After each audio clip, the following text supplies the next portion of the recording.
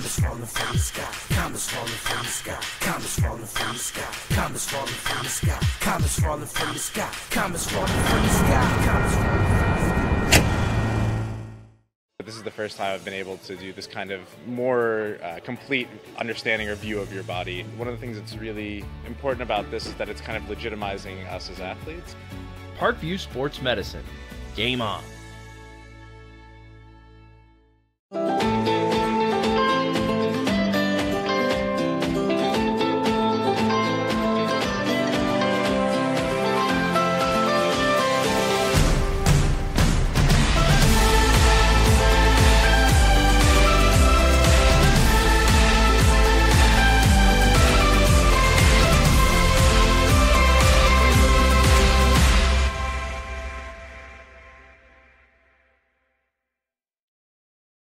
The Kelly Automotive Group is simple, transparent, reliable. Simple. Our customer specialists make buying a car easy and fun. Transparent. Our price listed is the best price. No hassle, no gimmicks. Reliable. Buy with confidence and peace of mind. We work hard to ensure the best value however you shop. Choose from over 60 vehicles under $10,000. Visit drivekelly.com. The Kelly Automotive Group. Simple, transparent, reliable. Concussions. They're a concern for parents of athletes in any sport. That's why Parkview Sports Medicine is leading the way with the area's first concussion clinic. Our integrated sports medicine team utilizes an innovative, evidence-based approach to manage athletic-related head injuries in those 14 and older, providing comprehensive care to get the athlete you love safely back in play. To schedule an appointment, call Parkview Sports Medicine at 266-4007. Reaching higher, pushing further. Parkview Sports Medicine. Game on. Get mad about blue. Get mad about your Fort Wayne Mad Ants. When looking for the best basketball action in town, it's the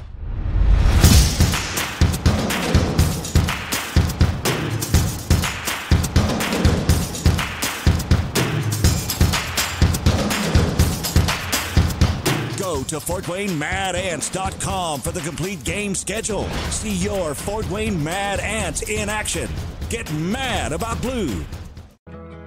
I chose St. Francis because they made a promise that I would have real-world experience that I could take when I graduated, and they delivered on that promise. For me, the classroom only gets you so far, so they're setting you up with an internship. I had a mentor that they set me up with that was a CEO of a DuPont hospital in Fort Wayne. They offer degrees in accounting, business administration, risk management and insurance, marketing, and finance. You know, they just did a great job of the full circle of not only the education but also the experience. Parkview Sports Medicine, especially since I've been a pro, has been a place where my game has really been able to develop in multiple facets. Injury prevention, maintenance, physical therapy, weightlifting, agility work, all the things that I need to do in order to have an NBA body. This is the place for me to go when I come back home and I need to get a workout in. Always welcome me back with open arms. Parkview Sports Medicine. Game on. Both runners are running, play coming home. From the crucial plays to the highlight of the game to the victory celebration, we are there. Summit City Sports isn't just a business, it's a group of companies investing in the youth of Fort Wayne athletics. It's because of Parkview Sports Medicine, because of Kelly Automotive Group, Indiana Wesleyan University, University of St. Francis, and Big Eye Fish, that we can produce our broadcast viewed by hundreds of thousands in Northeast Indiana. Support Summit City Sports. Become a sponsor. Join our winning team today. All right, national anthem is done here, ladies and gentlemen. Back to some football analysis with Casey O'Boyle. We were talking about the Chargers tonight, Casey, and what they're trying to do against this high-powered Bishop Luers team. Well, keep that high-powered Bishop Luers team, specifically the offense, on the sideline. That's clearly key number one for West Noble. They want to pound the ball with Brandon Pruitt. Last year they had a 20-play, 77-yard drive on their first drive of the game to tie the score 7-7. Brandon Pruitt had 16 carries, 67 yards on that drive. They converted 3 fourth downs, including a fake punt at midfield during that drive a year ago. That'll be the same recipe for West Noble tonight offensively. On the other side of the ball, let's not kid ourselves. Right. Luers wants to get the ball out to their athletes in space in a hurry. Coach Lindsay told me this is the most healthy Bishop Luers has been since week 1. which is saying something. Wow. They've got all their parts back on both sides of the ball. They're at full strength for the first time since August, and that does not bode well for West Noble. No, it surely does not. When we look down the roster of the West Noble Knights, a lot of guys going both ways. Casey, again, it's a smaller program. You have to keep those athletes out there on the field. That can wear on you in the second half. So and I think we saw some of that last year, the game that we also brought to folks. That it was 7-7 late in the second quarter, and I think attrition just took its toll on the West Noble Chargers. All right. Well, we've got some rainy conditions out here in Ligonier, and we're going to go ahead and check the field conditions and check in on the coin toss with our sideline reporter, Mr. Eric Pete. Eric, are you with us tonight? I'm with you, Sean. Thank you very much. Things are beautiful down here on the field. A couple stray raindrops here and there, but this is the best condition I've seen a field of grass in quite some time. Those Fort Wayne fields take a beating. This one's really nice. Lush grass. There's not really a bare spot anywhere. A nice big painted logo in the middle of the field. This is just great community football. Up on top of a hill, trees on two sides of the field. So I'm really looking forward to this, guys. The coin toss is won by Bishop Luers. They have deferred to the second half. They'll be cooking. They're going to be cooking up a win, hopefully. But they'll be kicking away from the scoreboard. Back to you. All right, thanks very much, Eric Pete. We'll be checking in with Eric throughout the broadcast from the sidelines, getting his perspective on things down there as well. And just a reminder, football fans, we'd like to thank our game sponsor, Preferred Auto Group, with 2 state-of-the-art service centers. When you want to buy a car the preferred way, come to Preferred Auto Group. All right. Looks like Bishop Luers is preparing to kick this one away. Bishop Luers wearing the white jerseys with the black pants and, of course, the crimson trim. Blue and white for West Noble. Podzolinski's kick is up and away, taken near the 15-yard line, breaking to the outside, looking at the 20, the 25, looking for a seam and not much there, and stopped short of the 25-yard line is the kick returner. And I believe that is number 23.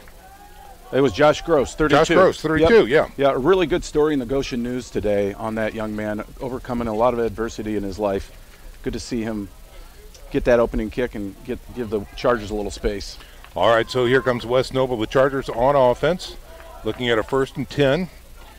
Ball is placed at the 24-yard line. Their quarterback is Mayhorter, number 5, coach's son, and he is a dynamic player. Here's a quick give through the middle this time.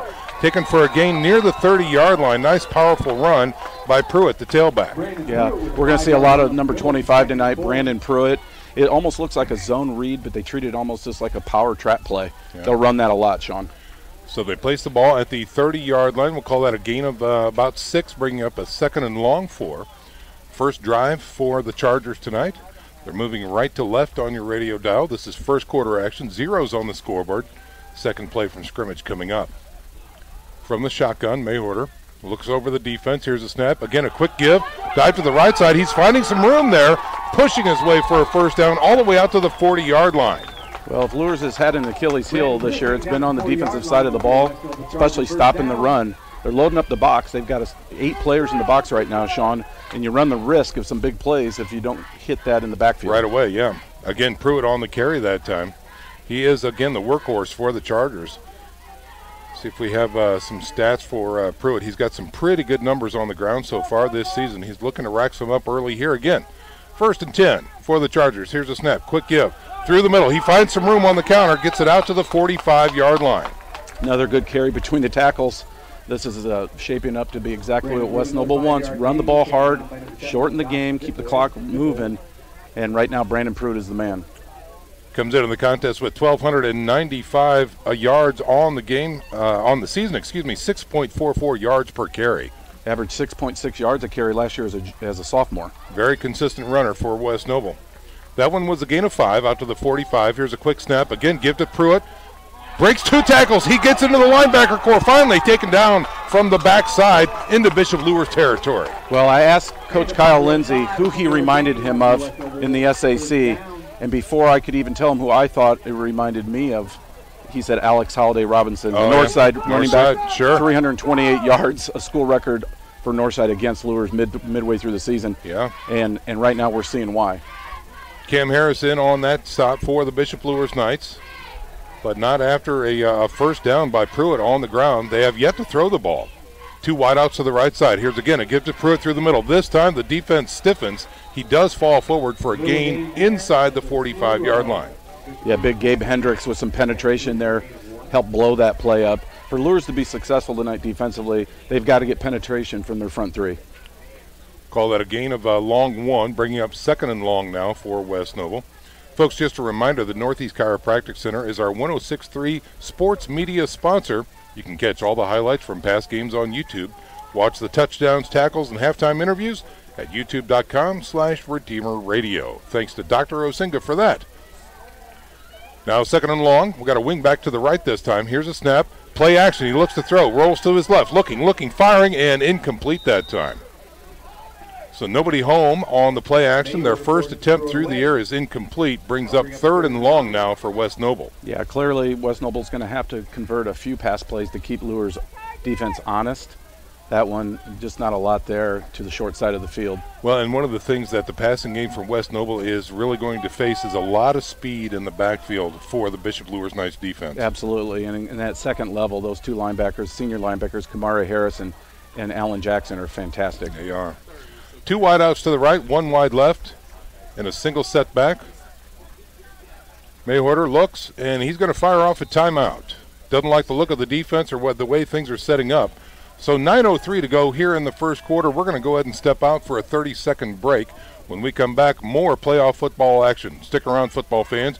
You're listening to Bishop Luers Football on Redeemer Radio, 106.3 FM. Welcome back to West Noble High School, ladies and gentlemen. This is sectional semi-championship playoff football action here between the Bishop Luers Knights and the West Noble Chargers. This is first quarter action, 9:03 remaining. Timeout here on a critical 3rd and long for West Noble as they have driven into Bishop Luers territory down to the 45-yard line. Here's a snap. Blitz comes. He rolls to the right. Mayhorter looks to throw. Fires deep. Lofts one into the air and incomplete, out of bounds. Yeah, not a lot there. I'm not sure if he threw that away, Sean, or got just a little bit away from him. But either way, the Chargers are going to have to punt. Yeah, so incomplete, two straight incompletions. And it looks like the punt team is coming on for the Chargers.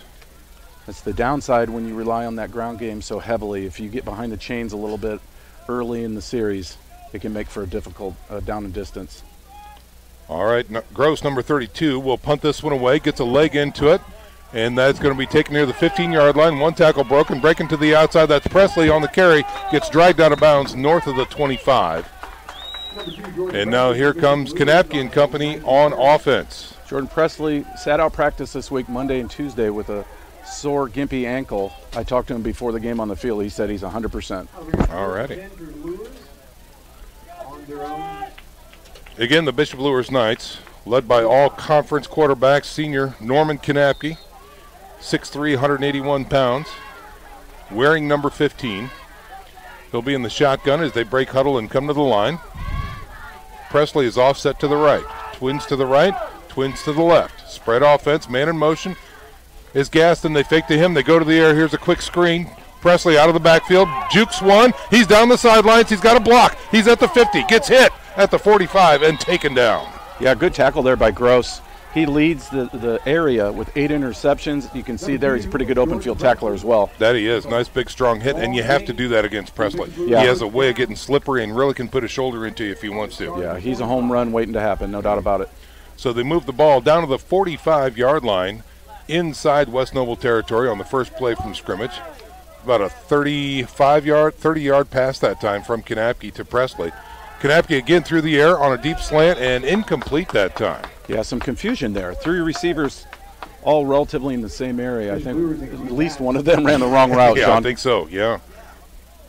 So maybe some early game jitters that time, who knows. But that's going to burn it down, bringing up 2nd and long for the Knights. As Johnson checks out. Now we're going to have a trips package spread out on the left side. Here's a snap, play action, throws, again a slant. Johnson, it is picked on the tip drill, and he's running back. He's got it, and he is taken down near the 32-yard line. Big number 54, opportunity strikes. Yeah, Jack Dooley, senior outside linebacker. Johnny on the spot, making a great pick there on the tip drill. And it was. I don't know if Johnson had some alligator arms there, but it was right off of his hands. Maybe he was expecting a hit crossing over the middle there, Casey. He got a hit, yeah, a really big hit by the Charger defender, and huge turnover to kind of stem the tide a little bit for West Noble. Yeah, that stops the offense of Bishop Luers in their tracks with good field position for West Noble as the interception places the ball at the 34-yard line, and the offense is back on the field. Mayhorter, number 5, again working out of the shotgun with a single setback. Here's a snap and a give. Again, finding some room off tackle right. Not much there, maybe a yard or two. And, of course, that is Pruitt, the running back. He had a head of steam, didn't he, Sean? He did. It looked like that had potential for a lot more than 2 yards. All right. Gap closed up quickly, though. Big Uglies up front for the Bishop Luers Knight. The front 3 there, Will Derrick, Gabe Hendricks, and Jacob Krieger.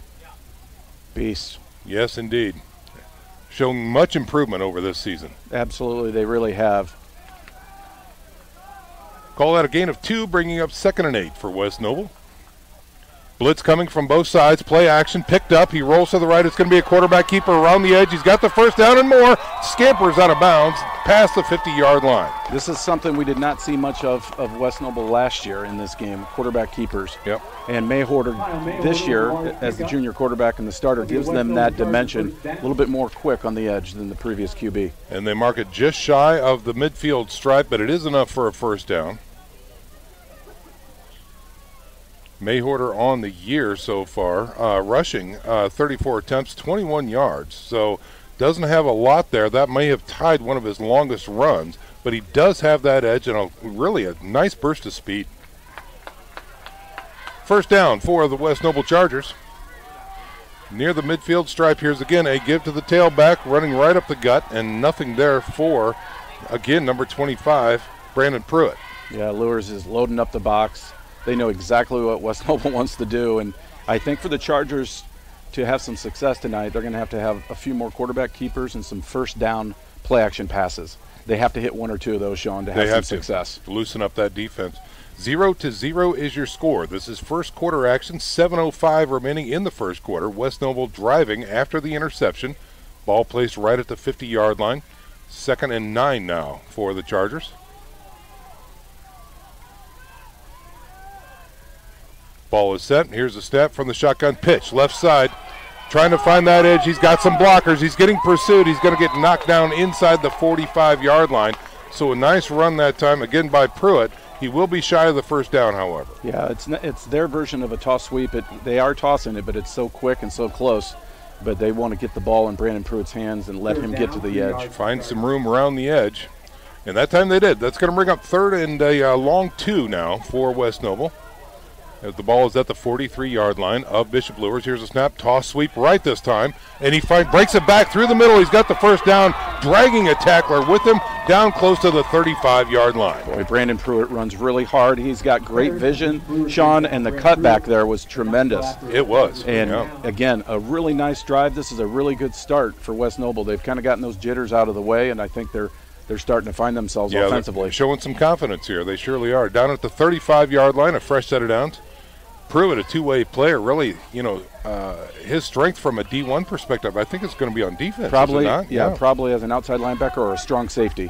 Here's a snap, blitz coming. Pruitt through the middle, finds the gap, rolls down to about the 29-yard line. Yeah, offensive line doing a really nice job getting a hat on people. 5 senior starters. They only average 193 pounds per man, Sean. They're playing bigger than that, though. They really are. Yeah. This is a smallish group, certainly by what Luers has seen this year. This is by far the smallest offensive line, but all these kids played a year ago in this game. They're not going to be intimidated. Well, and really, I think they're doing a great job so far. Ball control, time off the clock, keeping the Luers offense off the field. They're really executing their game plan so far very well. Yeah, they are, and they're in 4-down territory for sure here. That they are, you bet. 2nd and 5 now for the West Noble Chargers down near the 30-yard line. Blitz shown through the middle. They back off. Oh, we got a flag. First flag of the night here.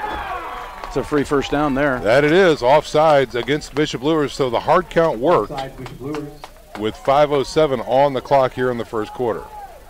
Yeah, well done, well executed offensively. Anytime you go with a hard count, you want to make sure your guys don't jump. They know the plan, And that only works if you stay still. So kudos to West Noble for getting a free 5 there. Ball just inside the 25-yard line of Luers now as West Noble breaks huddle. 2 wideouts to the right, 1 wide left. Pruitt offset left. Here's a snap. Fake to Pruitt, throwing deep. Man coverage out to the corner, and incomplete that time. No real chance at the ball that time.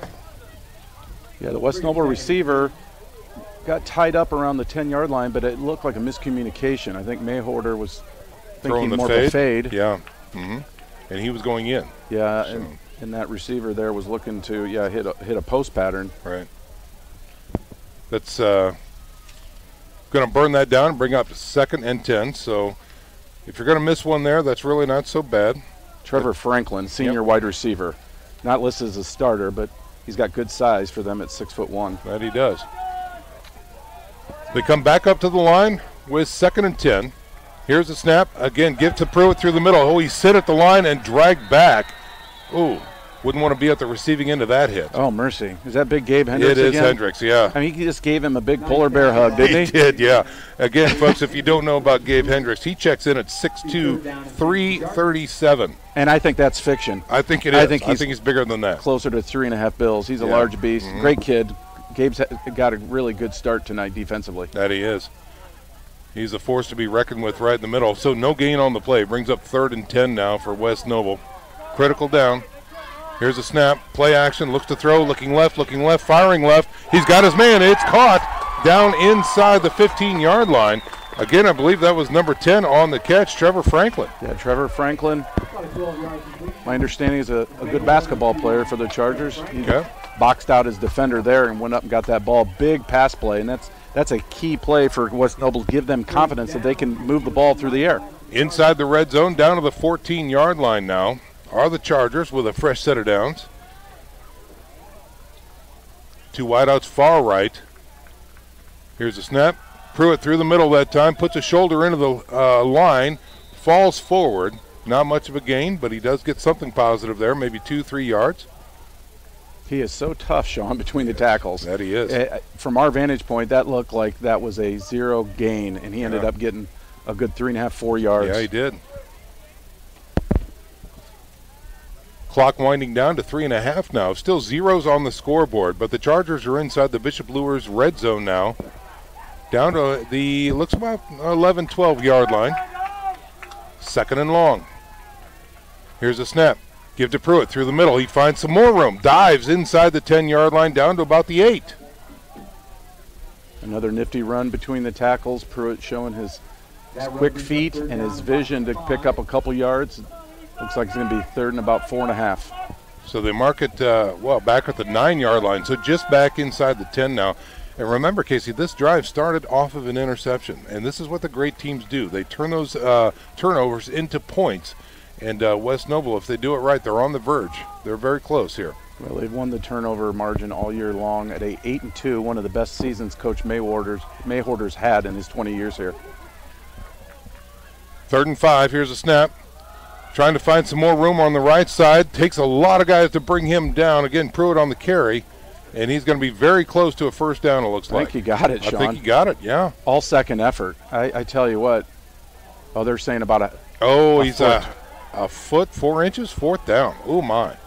Well, from the far side judge, I thought for sure he was past that stick. I did, too. The gentleman that put it down, this officiating crew is from South Bend area. And I think, field goals aren't going to beat Luers. They aren't. You got to go for it in this situation. And they are going to go for it. So we've got an I formation now. Big push up the middle. Oh, the ball is on the ground. It was a bad snap, and it looks to be on 4th and inches that Bishop Luers is going to recover that ball. A huge red zone mistake. You see that a lot with teams that are predominantly in shotgun throughout the course of a season. They get under center. And they don't. It's just not customary, and you see it all the time, especially when there's 2 or 3 guys jamming up the A gap there like Luers has. Yep. I'm sure they got a push on the center, and it threw everything off. Big turn of events there for Bishop Luers to turn away the Chargers scoring attempt. Surely did. Now a long field for the Bishop Luers Knights offense coming up. But if anybody in the SAC can chunk them off at a big time, it's the Bishop Luers Knights. Let's see what they do here on 1st and 10. Knapke looks to throw. Going deep. He's got a man open. Got a step. And it is caught. Nate's got it near the 50. And he steps out of bounds. A huge catch that time. A 40-yard reception that time from Bishop Luers. That is number 16, Janarian Moore. Yes, 28 receptions, 525 yards on the year, 18.8 yards per reception, leads the team. Up tempo now for the Bishop Luers Knights. They're set, ready to go. Here's a snap. Give to Presley, looking for some room. Dancing to the left, in the middle. He's hit from behind, dragged backwards, but not before he gained 3 or 4. It only took about 10.5 minutes for them to run the ball. Yeah, that's right. Coach Brennex told me this morning when we spoke on the phone that they were going to open them up early, spread them out wide, try to get the ball to space. So that gain just shy of 5 yards down near the 45-yard line of West Noble. Here's a snap. Kanapke looks to throw. He's got pressure, and he's going down. Huge sack that time. That's Brandon Pruitt, one of the best defensive players in the area. Another huge play there. That's his 14th sack on the year, Sean. Unabated to the quarterback. Nobody picked him up at all. He flew right in there and buried Kanapke back near the 45. A lot of that is just pure instinct, being able to time the snap and pick his spots, and the whole great blitz call there by West Noble and a huge defensive play. Brings up 3rd and 15 now for the Knights, and a trips package to the left side. Here's a snap. And it's going to be a jailbreak screen going across the middle, and he's going to get about 7 on the return that time, and that's Jamek Johnson on the reception. Yeah, always one of the best screen teams in the area. Bishop Luers, 3rd and long is almost an automatic screen call for the Knights. That it is. Well, that's going to bring up 4th and about 8 for the Knights, and it looks like they are deciding what to do here in the waning seconds of the first quarter. And I think that's going to do it, ladies and gentlemen, for your first quarter. 0s on the scoreboard. When we come back, the Bishop Luers Knights are going to be facing a critical 4th and long near the 47-yard line of West Noble. Stick around, folks. We're back in 1 minute. You're listening to Bishop Luers Football on Redeemer Radio, 106.3 FM. Parkview Sports Medicine is an integrated sports medicine team. We're treating injuries when and where they happen and working to prevent them before they do. We believe the best care is coordinated care, helping ensure you get the individualized services you need every step of the way, offering innovative treatment techniques to get you or the athlete you love back in play. Reaching higher, pushing further. Parkview Sports Medicine. Game on. I chose St. Francis because they made a promise that I would have real-world experience that I could take when I graduated, and they delivered on that promise. For me, the classroom only gets you so far, so they're setting you up with an internship. I had a mentor that they set me up with that was a CEO of a DuPont hospital in Fort Wayne. They offer degrees in accounting, business administration, risk management and insurance, marketing, and finance. You know, they just did a great job of the full circle of not only the education but also the experience. Back to live action here. The Bishop Luers Knights facing a 4th and long, and it looks like it's going to be Kanapke with a quick punt this time. Nobody back deep, and it is going to roll into the end zone. So both of these teams really trading back and forth. A mistake by Bishop Luers gave the ball to West Noble on an interception. They fumbled inside the red zone, and Bishop Luers now the drive stalls and gives the ball back to the West Noble Chargers. Sean, in many ways, this game is similar to last year's game that was 7-7 into the second quarter, even though it's scoreless this time around. Both teams still feeling each other out, and West Noble's dictating tempo exactly the way they want to. And it's a fast-moving game, too. Yes. Yeah, so far. So very interesting, folks. Just a reminder, folks, this game is brought to you by Bishop Luers High School. Since 1958, Luers has proclaimed the gospel and excelled in academics, sports, and performing arts. Join us as we thank God for 60 years of Catholic education. Here come the Chargers on offense. Play action. Mayhorter looking to throw. He's got pressure. He's dancing around. He's got pressure. He rolls to the side. He looks to throw. Guns it, and incomplete that time. He got a nice screen from the lead official, Mike Monahan, right there. Tiptoed around, and if not for that little assist from the zebra, he may have ended up with a sack in the end zone. A very deep safety there. So, again, but it's an incomplete pass, and that brings up 2nd and 10. Again, ball resting at the 20 after the touchback. Sean, I like the play call, though, just from the standpoint of we know what we're about. We also know that we're not going to be able to just force feed the ball 40 times to Brandon Pruitt and beat Bishop Luers. We're going to have to hit a few pass plays, especially on first down. It didn't work out that particular snap, but I do like it. Trips package. Here's a pitch sweep to the left side. Not much there for Pruitt this time. Good open field pursuit by the Bishop Luers Knights. And that's going to bring up a 3rd and long for the Chargers. This is where we see Josh Gross many times for West Noble come up big for the Chargers. Everybody's keying on number 25. Look for perhaps a crossing route or even a jailbreak screen. Yeah, and he is certainly not the only playmaker, on the squad here for West Noble. So let's see if they can distribute the ball well. Mayweather coming into the contest just over 50% on his passes completion attempts. He rolls to the left. He's got pressure. He throws the ball into the flats, diving for the catch, and no good that time. West Noble receiver, I believe that was number 3 on the attempt for West Noble. That's Wiegold with the incompletion, and the punt team comes on.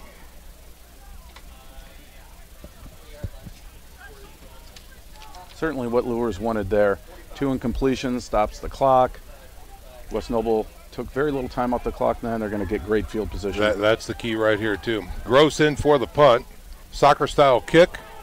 And he's going to kick it to Presley. He's going to have a return this time. Oh, he's off to the races. The 30. He's shooting down the sidelines. The 10, the 5, touchdown. Amazing. And Sean, coming into this game, Bishop Luers has had 12 punt returns for 268 yards. That's 22.3 yards per return. That's insane. They analyze those stats and say, you know what, kick the ball out of bounds, son. Yeah, that's right. But you don't kick it to Presley or Gaston. That's the 3rd punt return for a touchdown this year for Bishop Luers. And again, so Bishop Luers with a quick strike, special team strike that time. 6 points on the board for the Knights as they come in to try and cap it with an extra point here.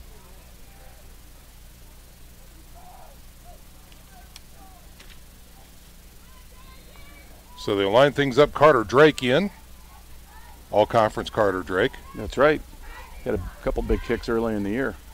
Snap is down, hold is good, the kick is up, and it is good as well. 7-0 is your score here to start the second quarter. We've got 10:46 remaining here in the second quarter. We're going to step out for a little 30-second break ourselves. So stick around, football fans. This is sectional playoff football right here on Redeemer Radio, 106.3 FM. We are back here live at West Noble High School. Let's send it down to the sidelines and check in with Eric Pete. Eric, are you with us? I'm with you right here, and boy, after that special heck of a run by Presley, he makes it look so easy, so effortless. And the crazy thing was Bishop Luers only ran, to my count, 6 offensive plays the entire first quarter. Last week against Heritage, they had 41 points in the first quarter. So a huge difference there, and you can see how big of an impact special teams can have. Indeed. Here is the kickoff by Bishop Luers, taken near the 8-yard line. Return brewing for West Noble, punching it out toward the 30-yard line. Very nice return. Number 20, I believe, wasn't it? Yeah, it was to number 20. Goose Taylor. Yeah. Anybody that's named Goose, I can't help but root for. Oh, yeah. He's a fan favorite. All right, so a very nice return there for West Noble. They're going to work off the right hash mark right at the 30-yard line. I think officially his name is Gustavo. Well, they call him Goose up here, so I'm going to call him Goose. Absolutely, if you're okay with that, Sean. I'm good with it. Okay. I was excited to call his name, truth be told. We're going to call you Iceman. Better than Big Tuna. Yeah, that's right. All right, here we go. 1st and 10 for West Noble. Man in motion. And, we got a flag here now. And this might be a shift penalty against West Noble. It is a procedure call, so I believe that's their first of the evening for West Noble. Get that confirmation from our stats guru, Charlie McBride. And they move it back 5 to the 25-yard line. Again, a little over 10 to go here in the first quarter. 7-0 is your score. Bishop Luers on top of the Chargers. Chargers driving left to right on your radio dial. And if you have access, folks, remember you can listen around the world at RedeemerRadio.com. You can also watch around the world with our broadcast partner. SummitCitySports is here tonight. 1st and 15. Here's a snap. Give to Pruitt through the middle. Spinning his way through the middle of the line, and he's going to fall forward. Gain of about 4 to the 29-yard line. Yeah, a couple big boys there in the backfield. I believe Nick Burkmeyer had a shot at him. Probably should have came up with the tackle there. Yep. As well as Gabe Hendricks. Again, we've called his name a lot tonight, Sean. He's getting a lot of penetration. That he is. Brings up 2nd and 11 now as the Chargers swap out some players. Mayhorter is going to work out of the shotgun with a single setback offset to his left. That's Pruitt. 2 wideouts to the left as well. Here's a snap through the middle. No, play action quarterback, bootlegger on the left side, looking for some blocks, and he doesn't have it. He's going to get a tackle for loss back inside the 30-yard line. Yeah, well defended by the Knights. They set the edge over there, and Mr. Mayhorter was not going to get around him. It's going to bring up a 3rd and 13, maybe 14 now. Ball resting at the 27-yard line. Yeah, that procedure penalty on first down changes everything. Yeah, it sure does. You're playing behind the sticks, as Coach Lindsay likes to say, and that's never good. Yeah, and not with this offense. I mean, it's exactly the thing that they don't want to happen before the ball's even snapped to start a series. Here it is, 3rd and long. He's got pressure through the middle. He's being pursued, rolling out, still trying to find his way, and he gets dropped out of bounds. A big sack for the Bishop Luers Knights defense. Yeah, great pursuit on the far side there. I think number 21 senior linebacker Kamari Harris probably officially will get credit for that sack. I believe that's he's got 5.5 sacks now on the season. Well, and I think Big Jack Sweeney was in there too with some initial pressure to flush him out of that pocket to begin with. So a big stand for the Bishop Luers Knights defense as the punt team comes on. Gross puts a leg into it. Line drive punt, and again kicking it out of bounds. So Gaston does not have a chance to return it. Much better. Much better, but still a short field coming up for the Bishop Luers Knights as they place the ball at the 49-yard line of West Noble. Well, folks, again, just a reminder that the St. Felix Catholic Center in Huntington, Indiana offers one-day and overnight retreats with over 70 rooms. Be sure to visit Our Lady in her grotto and walk the 30 scenic acres. St. Felix is the former home of Blessed Solanus Casey. Visit their website at sfcatholiccenter.com to schedule your next meeting or retreat. Bishop Luers on offense. Kanapke from the shotgun with a trips package right. Low snap. He fumbles the ball. He's got it. He's looking to throw. He's got pressure. He is down. A sack near the 42-yard line. Yeah, that play was destined for failure from the get-go. The poor snap. Norm almost picked it up and made something happen. But I believe that was Patrick Turner that time with the pressure and the shoestring sack. And that is, again, now a big-time sack as that is moved back into Bishop Luers territory down to the 43-yard line. But a negative play on first down doesn't feel nearly as drastic or dangerous for with Bishop this Luers. offense, yeah. Here's a draw through the middle. Oh, they sniff it out, and he's stuck for another loss. No chance that time for Presley on the draw through the middle. Yeah, Turner, Patrick again, making a big tackle there. Yeah. Great penetration so far by that West Noble defense. Brings up 3rd and forever for the Knights, back at the 40. They need 21 to get a first down. Here's a snap. Kanapke looks to throw, sets up in the pocket, fires right side. Beautiful spiral. He's got a jump ball, and incomplete that time. Well played by the defensive back over there. Number 24, Kyler Brown, a 5'9", 125-pound junior. Yeah. Credit him for going up and timing that to knock that ball away at the last second. Indeed, well done. The intended receiver that time, Jamick Johnson, was not able to come up with it, and that brings up clearly a punt opportunity for the Bishop Luers. So a 3-and-out here with a short field. Very unusual for Bishop Luers.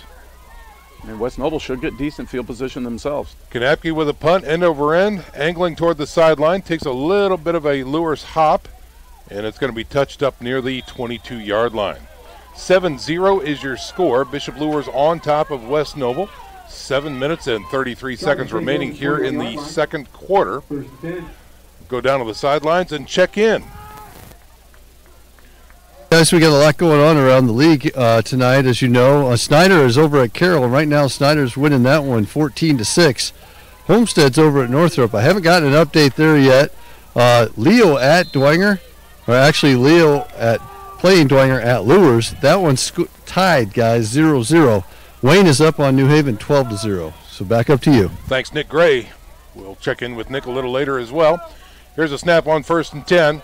Pruitt running through the middle, putting his shoulder into it. Big scrum near the 24. Yeah, Luers doing a really good job. Jacob Krieger right there at the point of attack. Yeah, for a guy that averages over 6 yards per carry, to limit him to 3 on that one, yeah, they're doing a pretty consistent job. He had another head of steam behind him as well, Sean. Alan Jackson, the tackling leader for Bishop Luers this year, were close to 100. Made a stop there as well. So that brings up a 2nd and 7 now, as West Noble is taking their time. They break huddle and come out to the line. Going to be 2 wideouts to the left side, 1 wide right, and a single setback is Pruitt. Mayhorter looks to throw, guns it, little flat pattern. The hitch is good. Yes, they are going to call that a good catch, shy of the 30. Yeah, a big connection there. Again, they're going to have to pass the ball with some success to loosen up that defense. That last snap there were about 9 defensive players there for Bishop Luers in the box, and they're basically daring West Noble to pass the ball. Yeah, I agree. Yeah. And this could very well be another passing down here, as they've got about 3rd and 5 to go from the 28-yard line. Looks like the same formation. Back offset to the right this time, but they do give it to Pruitt. He's hitting the backfield, and he's going to be stuffed. No chance that time. I think that might have been Will Derrick with the penetration. Now we see why he was an all-conference selection on the defensive line. That's exactly right. All right, so the handoff to Pruitt does not work for West Noble, and the punt team is back on. Back deep, Gaston and Presley for the Knights. They're going to stand just inside their 45-yard line. They're going to shift over to the close side of the field, and this might have a return on their hands. Gaston goes back for it. He's going to take it on the run, take it to the far side, directing traffic, makes a cut. He's still on his feet, the 50, the 45, the 40. Uh-oh. He's off. He's going back towards the middle. Down to the 30, the 25, the 10. Gaston with a huge return touchdown. I think that was 70 yards. Sean, that's his 3rd of the season, the 4th punt return now. Again, you can't help but wonder, why are you even punting the ball to these dangerous Luers returners?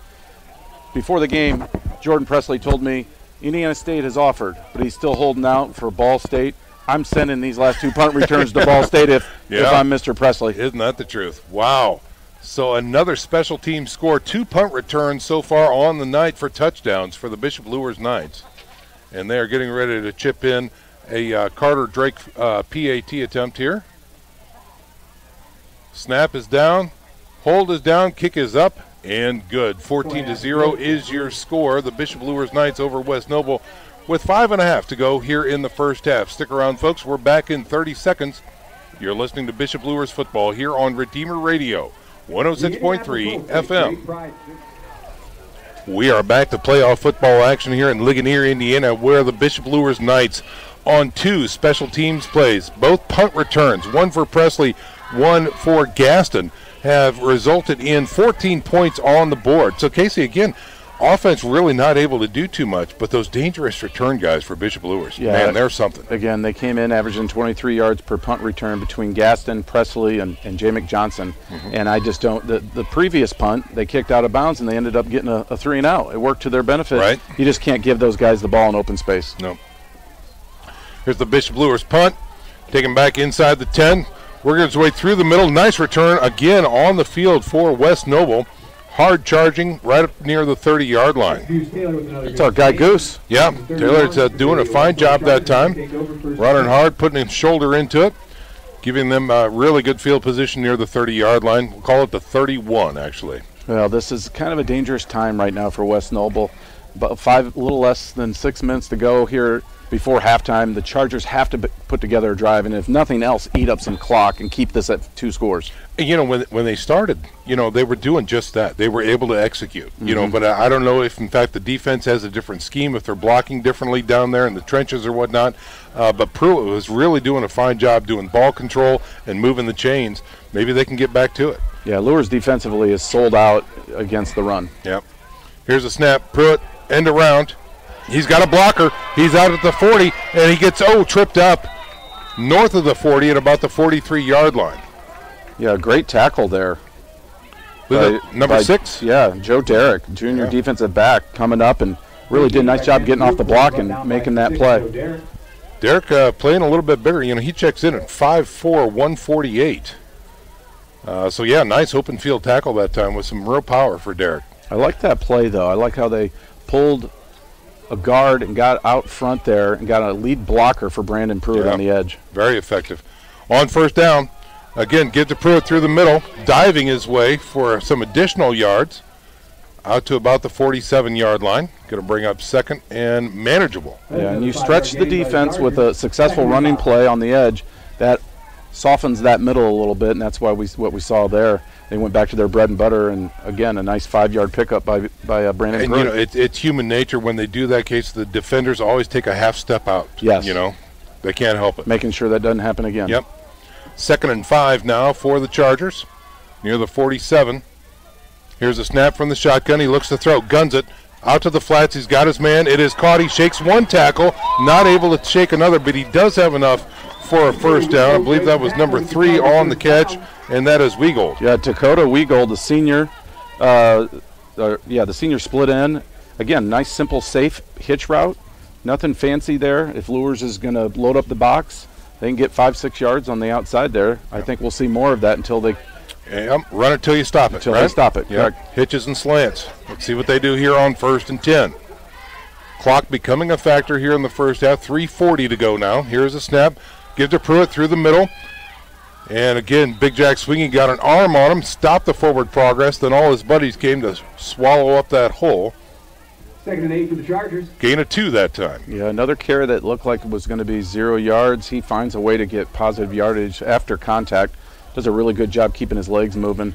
In the SAC, and you look at these successful teams throughout this area that have a really strong running game, these backs are always falling forward. They run that way, they fall that way, they always find that extra yard or two. Yeah, the top backs in the conference definitely do, and Brandon Pruitt would be right there with any of them. He would be, absolutely right. On 2nd and 8. 2 wide outs to the left, 1 wide right. Play action, he's looking to throw. Fires to the right side. It is caught. Is he out of bounds? Yes. He was out of bounds. Out of bounds. No good. Great catch, though. Really good hands catch there by Weagold. Yeah. Had to go up and get that, and at first glance it looked like he may have toe-tapped and been in bounds, but official was right on top of it. No good. That brings up a 3rd and long now for West Noble. They stopped the clock with 2 minutes and 35 seconds remaining here in the first half. Ball is resting at the 42-yard line. Mayhorter takes his time with the offense. Has a trips package now. Will line up on the left side, 1 wide right. Press coverage by Luers. Here's a snap, and it's a draw play. Pruitt finds his way through the middle, but not enough. And he'll get down to the 40-yard line, bringing up a 4th and long. Yeah, Alan Jackson, along with Nick Berkmeyer, the 2 linebackers, were not fooled at all. They were waiting for that, and they read it beautifully and kept Mr. Pruitt to a short gain. Looks like about a 4th and 6 coming up. Sorry, Sean. I was going to say, you probably don't want to punt here. Right? Yeah, if you do, make sure. Throwing that out there. Punt it out of bounds. The offense remains on the field. Looks like that same formation. Trips package to the left side. Pruitt offset to the right. He'll be a protector. Press coming, thrown into the dirt, and incomplete that time. Pressure coming that time from, I believe, that was Josh Dipple. Yeah, screen was set up for Pruitt to the right side. Luers was not fooled. They had 2 or 3 defenders there. Pressure on the quarterback. The young QB made the right decision, just throwing that in the dirt. And he did. So a turnover on downs gives the ball back to the Bishop Luers offense with 2 minutes and 15 seconds remaining. Your score, 14-0. Bishop Luers on top of West Noble. Bishop Luers with the ball again, driving right to left on your radio dial. 60 yards to go for his score. Again, the offense has not been effective so far, but special teams surely has. Man in motion, draw through the middle. And tripped up in the backfield is Presley by, again, number 54. Yeah, Jack Dooley, senior outside linebacker. He's made a few shoestring tackles tonight for West Noble, keeping Bishop Luers from connecting on some big plays. That they have. So no gain on the play, brings up 2nd and 10. They're up back to the line of scrimmage again. Here's a snap on 2nd down. Here's a screen, and it's tipped and nearly picked that time, but incomplete. Yeah, that could have been a disaster. Number 64, their defensive end, Braden Hilbish. He read that beautifully, got his mitts on it, and if he catches that cleanly, Sean, he may take it to the house. That's exactly right. He looked to be about 7 foot tall that time, but he just checks in at 6'1". But a nice job high-pointing that ball. Okay, so 3rd and long now for the Knights. Here's a snap. Looks to throw. He's got pressure. Stepping up. Kanapke still gets taken down right again at the line of scrimmage. Boy, this Charger defense is doing a great job tonight. Yeah, they're doing a fantastic job. A really nice play there from their linebacker. Looks like Who was that, Sean? Do you get a number on him? Was that number 30? Yeah, I believe it was. What a nice play there by Stone Raven. I love the names up here. Yeah, that's right. Between Stone and Goose and the rest of the gang. That's right. Nice open field tackle. And, again, Luers' offense has really not done much. No, they tonight. have not. They really haven't. Credit to the West Noble defense. Punt team is on. That's Kanapke back there to launch this one. Back deep is Gross for West Noble. Good snap. Gets a leg into it. High end over end kick, angling out of bounds near the 30, but then they'll march it back up. So again, another opportunity for West Noble here in the first half. Under a minute to play with 55.2 seconds remaining. And we're going to send it down to the sidelines and check in with Eric Pete. Well, I just can't help but make the connections between last week Dwenger at Logansport and this game. You know, both games, the defense was kind of on its heels on that first drive, allowing the opponent deep in the territory inside the 10-yard line, and then they got a break. You know, last week it was the blocked field goal. This week it was the fumble on 4th down, and then a special teams play getting the team going. Dwenger, the blocked field goal return for touchdown, and tonight Presley's punt return for touchdown. Eerily similar. Yeah, boy, that's a great observation. You're right. Here's a give on an end around to the left side, and that is going to be a big tackle for loss. Great backside pursuit by, was that Presley out there? I think that might have been Will Derrick. Will Derrick? Okay. Yeah. Really good pursuit, and you don't get Mr. Pruitt for too many tackles for loss. No, you surely don't. And that was a big one. That's about 5 yards. Brings up 2nd and long now. Call it officially 2nd and 16. Here's a snap. Breaks it to the left side. He's got pressure. Guns it down the field. Incomplete. Well out of bounds. Again, the Bishop Luers Knights defense doing a great job really pressuring Mahoney. Well, with all those guys in the box, they're getting pressure quickly. Right. And the guys in the perimeter are doing a great job in man coverage. They're out on an island, but there's been no separation. When you can play cover zero effectively, that gives your up backs that time to get into those zones and really just disrupt that quarterback. All right, 3rd and long now, 3rd and 16 for the West Noble Chargers. Ball resting at their own 24-yard line. 25 seconds remaining here in the first half. Here's a give. Pruitt, he's got a lead blocker out there coming to the close side. Getting some room. He's got a block, puts a shoulder into him. Another shake at the 50, down to the 40, down to the 30. Gets knocked out of bounds inside the 30-yard line. Wow, what a play. Again, they've ran that play 2 or 3 times now, Sean, where they get that pulling guard out front, and they get Mr. Pruitt out in space, and he's got deceptive speed. He made a great cut. Kamari Harris had an angle on him and kind of whiffed right here in front of us at midfield.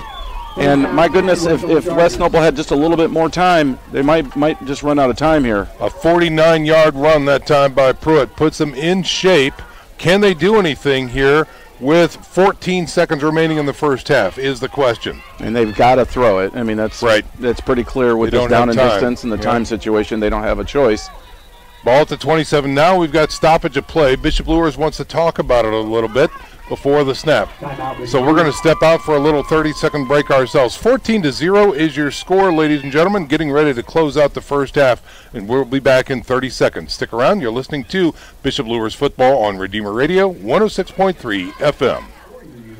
We are back to live action here at West Noble. Real fast, we're going to send it down to Eric Pete. John, if nothing else, that run by Pruitt might have saved another touchdown by Luers, because on the sideline, Coach Lindsay was ready to call a timeout after that third down play, and he said, just don't fall asleep out there, and that's exactly what happened. Yeah, 49 yards later. Here we go. Okay, after the timeout, they gun it. Fly pattern into the end zone. Caught. It's wiggled. Touchdown, West Noble. They put one in the waning seconds of the first half. I'm surprised Luers didn't have a couple more defensive backs back deep to prevent that. Again, they left that cornerback out on an island, and a well-thrown ball by Kyle Mayhorter. And Dakota Wiegold made a great catch in traffic for a huge play to get this thing back to one score, Sean. That's exactly right. Yeah, they're right back in it. A 27-yard strike by West Noble puts them right back in. Awaiting the point after.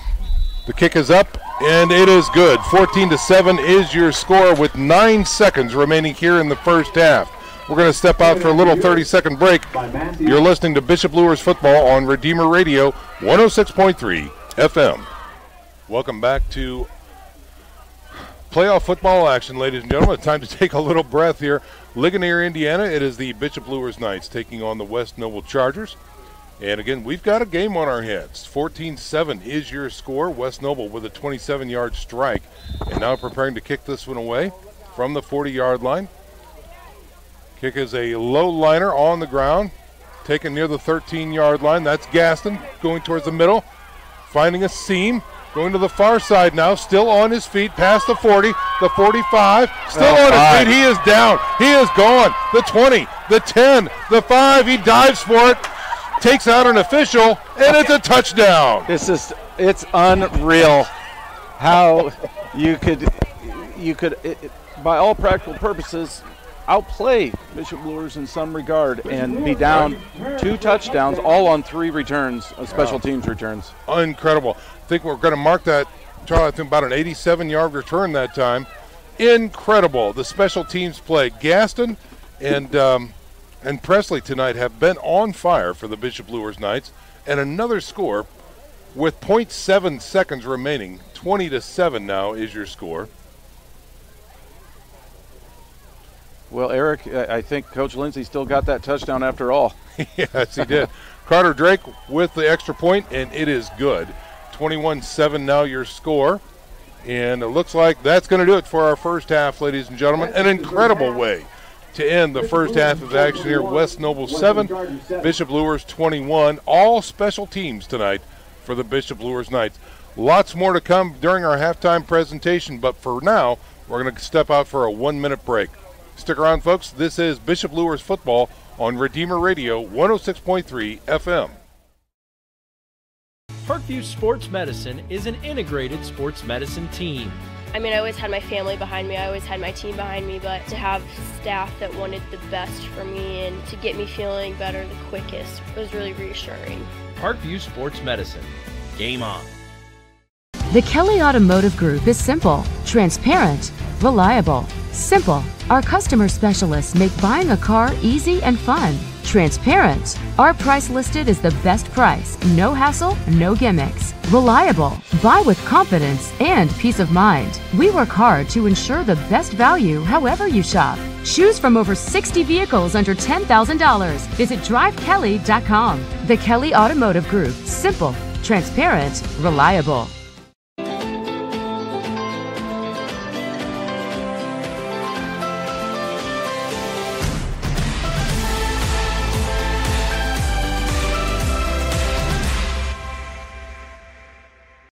The Chargers are on the field. The Knights now making an appearance to receive this kick. Chargers will be kicking off left to right on your radio dial. Again, your score 21-7. And we're getting ready to launch the third quarter here in sectional semi-championship playoff action. I have to apologize to our Luers followers for butchering the return men between Justin Gaston and Jordan Presley. They are so fast, Sean, I can't see their numbers. I changed my glasses here at halftime. I got a new progressive lens because I'm old, and now I'm prepared to make a better call here in the second half. Casey and I were talking about it, and I said, brother, I'm not the right guy to correct you. I tell you what, no. So, all right, here comes West Noble's kick, and it's a low liner taking a few hops down the field, and it looks like Gaston will pick this one up and head to the sidelines. He's got a block. He's got some more room, dancing across the field, making them miss. Stiff arms. He's off. He's down the field. He's got 2 men to beat. The 30. Oh, the ball is on the ground. He picks it up inside, and he gets in a touchdown. He fumbled it just to make it entertaining, and he still got in. Unbelievable. You just, you can't write this stuff. No, you can't. Yeah, this is not fiction, but it sure looks like it. Yeah, we're looking for a probably, an 80-yarder, I think, at least. Unbelievable. Incredible return that time. 81 yards, 81 I think yards. officially is what they're saying. Oh, boy. What a return. Again, the electrifying speed and space. With a fumble. With a fumble, just for good measure. I think he just did that to show that he could dribble. Yeah, that's right. Basketball season's right around the corner. Wow. Unbelievable. I just, again, if you're a West Noble fan, you just can't help but scratch your head and say, no, guys, we got to do something different. Little high on the snap for the PAT, but the hold is down, and Carter Drake's kick is good. 7 more points with 2 seconds, maybe 10 seconds taken off the clock here in the third quarter. Just an unbelievable display of speed and situational awareness by Justin Gaston. Again, 2 kick returns on the night for touchdowns. It's remarkable. That halftime speech I just told you about is out the window now. Yeah, exactly. You know, Yep. because Mhm. you gave them another opportunity. I just, you know, again, I'm a little bit bewildered. You got to still kick the ball off and punt the ball. Right. But part of the game. There are 2 guys on the other side that you just cannot let touch the ball in space in the return game. 4 times they've allowed them to get returns, 4 returns for touchdowns. It's really unbelievable. It's kind of ridiculous, And it's an uphill climb now for a West Noble team that really they don't play well from behind, Sean. That 21 points is by most measures like a 35 or 42 point deficit. You know, when you look at situations like this, you need a squad that can really get big chunks at a time, you know, that type of thing. And this offense really isn't built that way. So it will be very interesting to see if West Noble, once they get this ball, will they start to go deep? Will they start to challenge the corners more and the safeties just to try and get those scores or that yardage back faster? Well, I know they're not built for it, but they kind of have to. Yeah, down 3 touchdowns. Granted, it's very early in the second half. They don't have much of a choice. They're going to have to take some more shots than they wanted to otherwise. Here is the Luers kick, liner. And it's going to be hopped. Oh, he lost the ball. Now picks it up near the 6-yard line. Going towards the middle, hit, and moving sideways now near the 20-yard line. Again, the return man for the West Noble Chargers is number 20, Goose Taylor. I love it when Goose gets opportunities. He's a playmaker. Not often do we get a call Goose throughout the course of the season, do we? Well, another impressive thing here, Casey, that I've really noticed is it's been a very clean ball game. Really not a lot of penalties whatsoever. Not a lot of penalties, and it hasn't been dirty or chippy or anything. Right. It's been a well-played game from that standpoint. Just 2 quality squads out there battling it out. 1st and 10 from the 20-yard line for Mayhorter and company on offense for West Noble. Here is the snap, and he looks to throw on 1st down. Checks off, now flush from the pocket, rolling to the right, throwing downfield, and incomplete that time. Yeah, again, pressure right up the middle. West Noble just not real comfortable throwing the ball, especially when the opponent kind of expects it. It's one thing to do it when it's 7-7 on 1st down. When you want to pound the ball at Brandon Pruitt, but now that everybody in the stadium knows they're going to have to air it out a little bit, this is a really difficult spot for this club. 2nd and 10 now as the Chargers break huddle and come to the line. 2 wideouts to the left side, 1 wide right. Pruitt, the single setback, is offset to his left. Here's a snap, pitch left. Pruitt has it, looking for that edge. He's got a blocker out there. They flow out there. He's got the 1st down and more. Gets out, knocked out of bounds near the, looked to be the 35. Blocking was great on the perimeter there. Again, when they've been able to get to the edge with Pruitt, and he's had a blocker, whether it's been a pulling guard or tight end or a receiver crack backing, it's really worked to their benefit. Now they'll probably try to test the middle a little bit. Yeah, a 15-yard gain that time. Brings up 1st and 10 again. Here's a snap. End around this time. Again, Pruitt finds a block, zigzagging through. Dippled on the stop that time. Going to be a gain out to about the 39-yard line. Nice play there. Also, sophomore Ramon Anderson. Free safety, made a nice play. That he did. So they limit that one to about 4, maybe 5. Out to the 39-yard line. Plays wagged in, Mayhorter in the shotgun. Here's a snap, looks to throw, flat and incomplete, just a little hitch out there.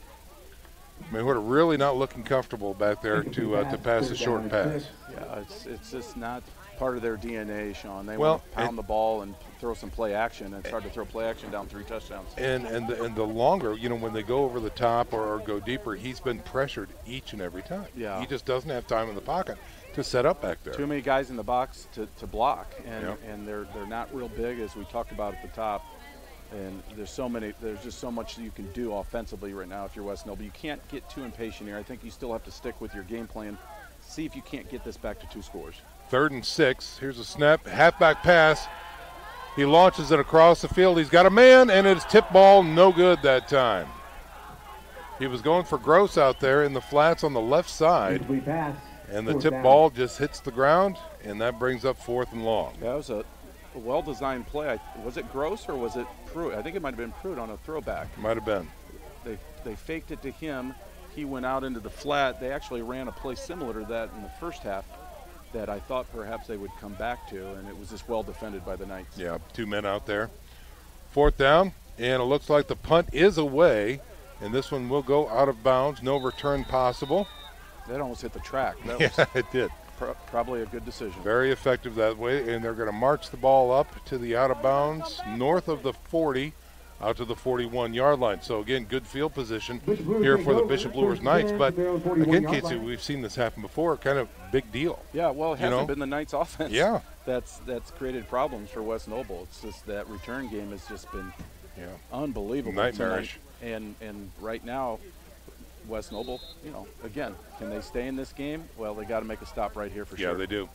28-7 is your score. Bishop Luers on top with the ball at their own 41-yard line. Kanapke from the shotgun. Here's a snap. Give to Presley through the middle. He is hit at the line, and he's going to fall forward for a gain of a couple. Really good defensive effort there. Pruitt was in on that, in addition to a couple of the other. Chase Stoner, senior defensive end. We've called his name a couple times. 2nd and 8 now for Luers. Here's a snap, and he looks to throw, guns it to the right side. He's got a man open in the flats, running towards the middle. That's Nate Moore, and he's putting on the Jets, and he's running. He's got the end zone in sight. 10, 5, touchdown. Nobody can catch him. Yeah, Nate Moore is there to say, okay, guys, we can score on offense too. It's not just our return guys, and sooner or later, you know this Bishop Luers offense is going to hit one. That was a 57-yard strike to Janarian Moore, and boy, did he show some quicks out there in the flats. He just outran the defense. Yeah, this receiving core is lights out. I mean, and to think, Sean, two guys that are not on this record, Camden Childers over at Carroll has had a fantastic first-team all-conference season. And then Jed Edekine had a touchdown last year in this game. He transferred to Concordia. That's right. Imagine how good they'd be if they had those guys. Yes, indeed. Carter Drake's PAT is good.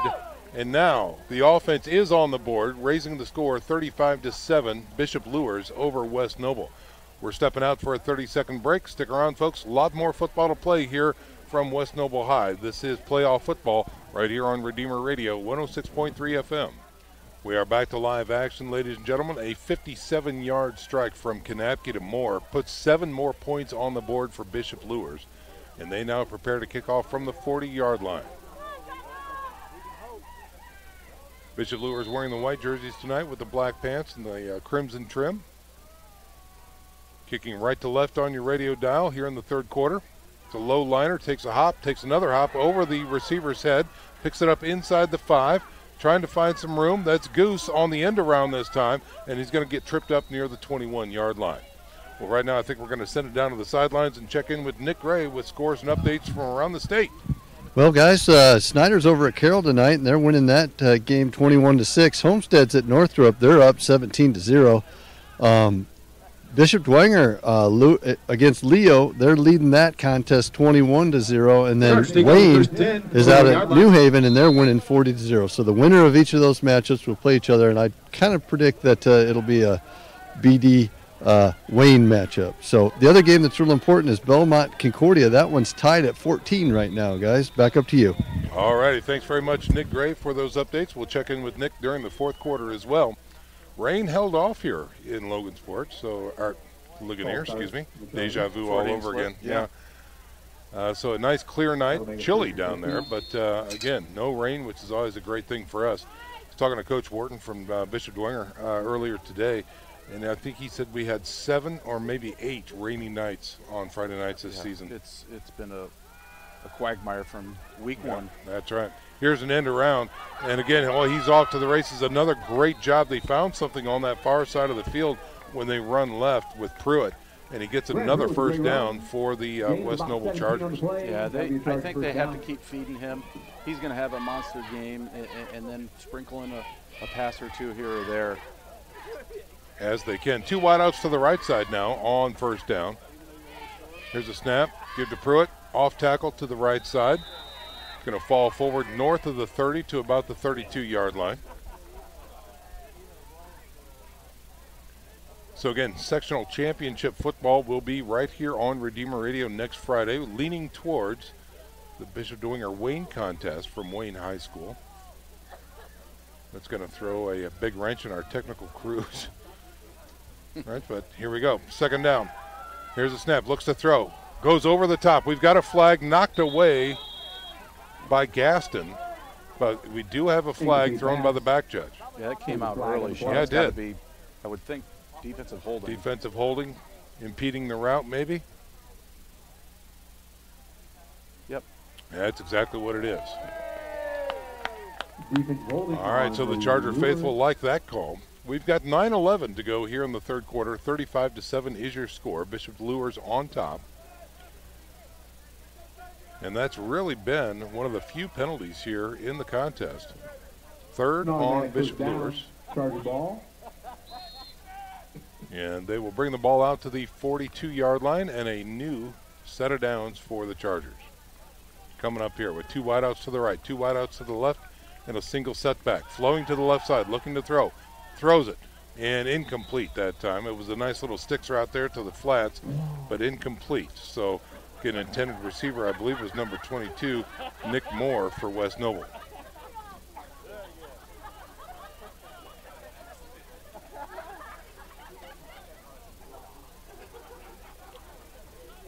So the incomplete pass burns that down. And after the penalty, this should now be second down. The down marker last time said second. That should have been first down. So we are at second down now. Ball again resting at the 42-yard line. They break huddle, come to the line with 2 wideouts to the left side, 1 wide right. Play action, has some pressure on the outside, guns it. He's got a man, it's open and caught. Inside the 40, down to the 35, and tackled near the 32-yard line. Number 32 for West Noble, that is Josh Gross. Josh Gross is their leading receiver on the season. Well designed play there. They brought an extra, almost like H-back in the backfield to help with max protect, and it really paid dividends because they're coming hard off the edge. And it looks like, we've got a night down in the backfield near the 35-yard line. I'm wondering if that's Dippold, number 7. I think it might be. He was the one that came hard off the edge on this side. Some backside pressure, yeah. And I believe Pruitt might have blocked him. So he's being attended to, so we're going to step out for a little 30-second break here while we have a rest on the field. 35-7 is your score with 8:59 to go here in the third quarter. Luers on top of West Noble from West Noble. You're listening to Playoff Football right here on Redeemer Radio, 106.3 FM. Welcome back to Ligonier, ladies and gentlemen. West Noble High School, where Dippold is making his way off the field under his own power, favoring a leg. Return may be questionable with a score of 35-7 right now in the third quarter. Bishop Luers on top. West Noble is driving. Big pass play right there that time to Gross. And now they're set up with a 1st and 10 in Luers territory. Mayhorter looks to throw, going deep, left side, and it is up and intercepted. Is that an interception? Yeah, I believe it is. It is. A big pick that time. Corner on the far side of the field. I didn't get a number on that, Casey. I think it was number 3, J.Mick Johnson. Yeah, J.Mick Johnson from the corner spot out there. Great position. Put himself right in front of that ball. Well, when the play happened live, it looked like it was going to be a completion. He really adjusted well to the ball in the air. That's his 3rd interception on the year, which leads the team. Luers only has 7 picks on the year. Yeah. All right, so the drive stalls for West Noble, giving the ball back to the Bishop Luers Knights, deep in their own territory at about the 7-yard line. So the home run shot for the Chargers fails, and Johnson comes up with a huge interception. Kanapke in the shotgun, in his own end zone now, looks to throw, fires, wheel route. He's got his man. That's Presley in open field. Past the 15, trying to break some tackles, gets hit and dropped. Ball was out, but they whistle blew, and they call him down at the 15-yard line. Boy, he took a shot and got kind of twisted there. Yeah, look, I think the officials thought maybe forward progress had seized, and they whistled him down. Presley with the game. Might have been a skosh early in my mind. Yeah, no surprise there that Luers is throwing in the shadow of their own goal line. Yeah. All right, so that works for an 8-yard gain. Brings up 2nd and 2 now. Kanapke alone in the backfield. Blitz comes. Quick firing. He saw it. He's got Cam Childers out here on the side. Gets north of the 20 for a 1st down. That's Hedgecock, not Childers. Number 12, I believe. Hedgecock with a Reception for a first Yeah, down. he's just back into the saddle after missing some time. Yeah, for he did miss some time, a variety of reasons, so that's just another weapon. Yeah. A sophomore, another great playmaker for the Knights. So Hedgecock gives them a first down. And again, a draw play this time through the middle. Boy, West Noble defense is on it. No gain on the play. I believe that was to Presley. And he finds nothing. Yeah, the Chargers have been really, really good against the run tonight. They have. They've not been fooled, with the exception of that early run by Presley. They've been really strong against the running game of Bishop Luers. No gain on the play, brings up 2nd and 10. Kanapke with a shot. Here's a screen. Out to Hedgecock. He's got a block. He's down the field, and he gets pushed out of bounds. Leave north of the 30, out to close to the 32-yard line. Yeah, Hedgecock, that's just his 16th catch on the season. Averages about 13 yards per reception. That one is good enough for a Bishop Luers first down. So Bishop Luers has started in the shadow of their own end zone, putting a drive together now here on offense in the third quarter. Kanapke will be in the shotgun again for the first down. Here is the snap, looking left, going left. Hedgecock again, the intended receiver, overthrown by about 5 yards. He had a step on the defender. The ball just overthrown by Kanapke. Yeah. So Hedgecock getting 3 looks right in a row here by Kanapke. But that incomplete pass brings up a 2nd and 10 with 7:35 to go here in the third quarter. Again, 35-7 is your score. Bishop Luers on top and driving. Here's a snap. Looks to throw, middle screen. Presley's got it, open field. He's got blockers. Oh, we've got a flag coming out. Presley still on his feet, blocking down the field. He's going to run in for a touchdown. Will it come back is the question. Yeah, I think they're going to call a hold against one of those linemen that released.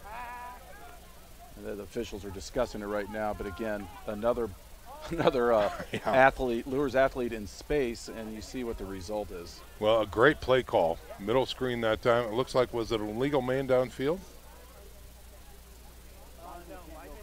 This one's coming back. So the touchdown is erased.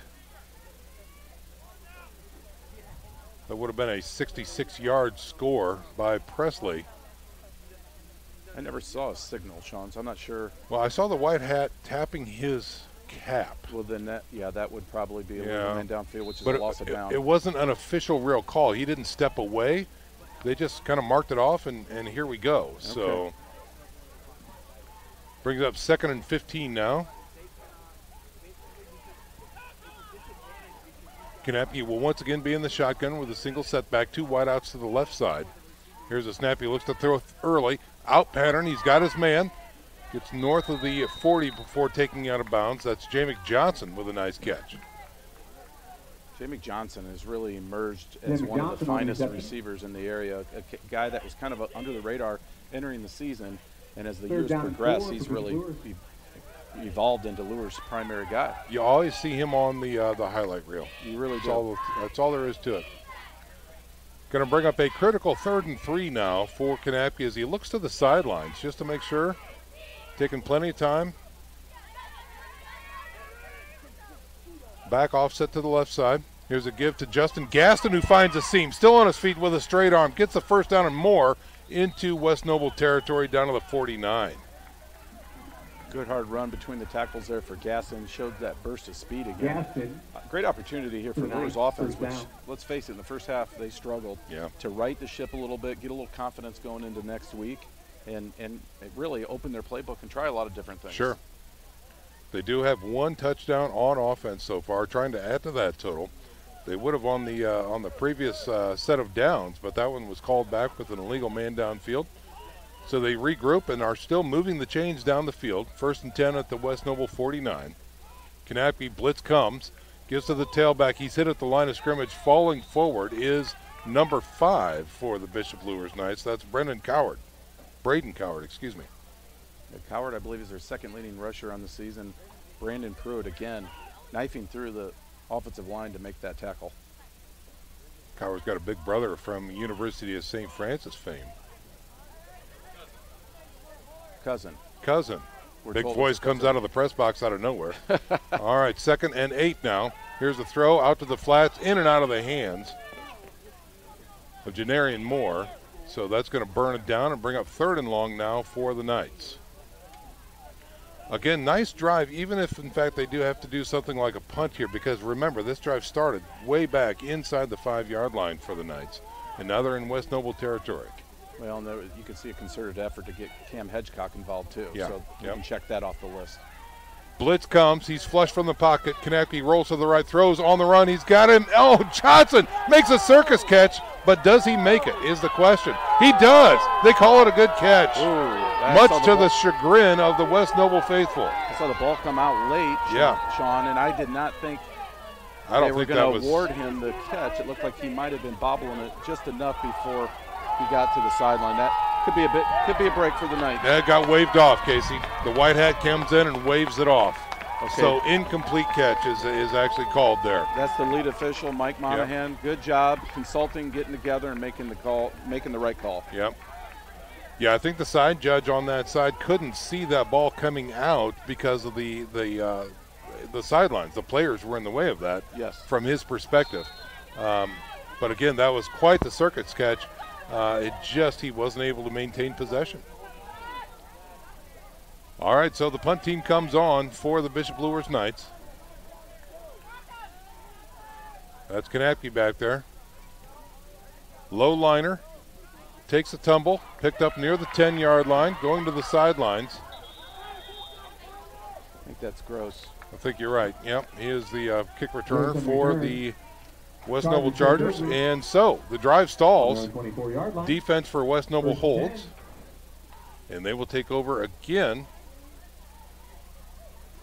And now, are they moving back? Officials are having a conversation. This should be marked at about the 24. Yeah, and that's where it is. 35-7 is your score. Luers on top with 5:49 to go here in the 3rd quarter. West Noble comes out on offense. They are led by number 5, Mayhorter. And here's an end around, reverse this time. Trying to find something and not much. That might even be a tackle for loss in the backfield. Yeah, great penetration. And junior linebacker Nick Berkmeyer on the pursuit on the backside, he was like a cheetah. Very fast. All right, 2nd and 12 coming up. We'll check in with Eric Pete after this play. Here's a snap from shotgun. Mayhorter looks to throw. He's got flushed. He's running for his life back there. He's going to be tripped up and sacked. You cannot escape Gaston. I think that might be his first QB sack of the season. Sacked by number 1, Justin Gaston. And that is going to be a big one as he is back inside. Trying to get a read there. Is he at the 6-yard line? Or the 4? Yeah, it looks like it's inside the 5 from. Yeah.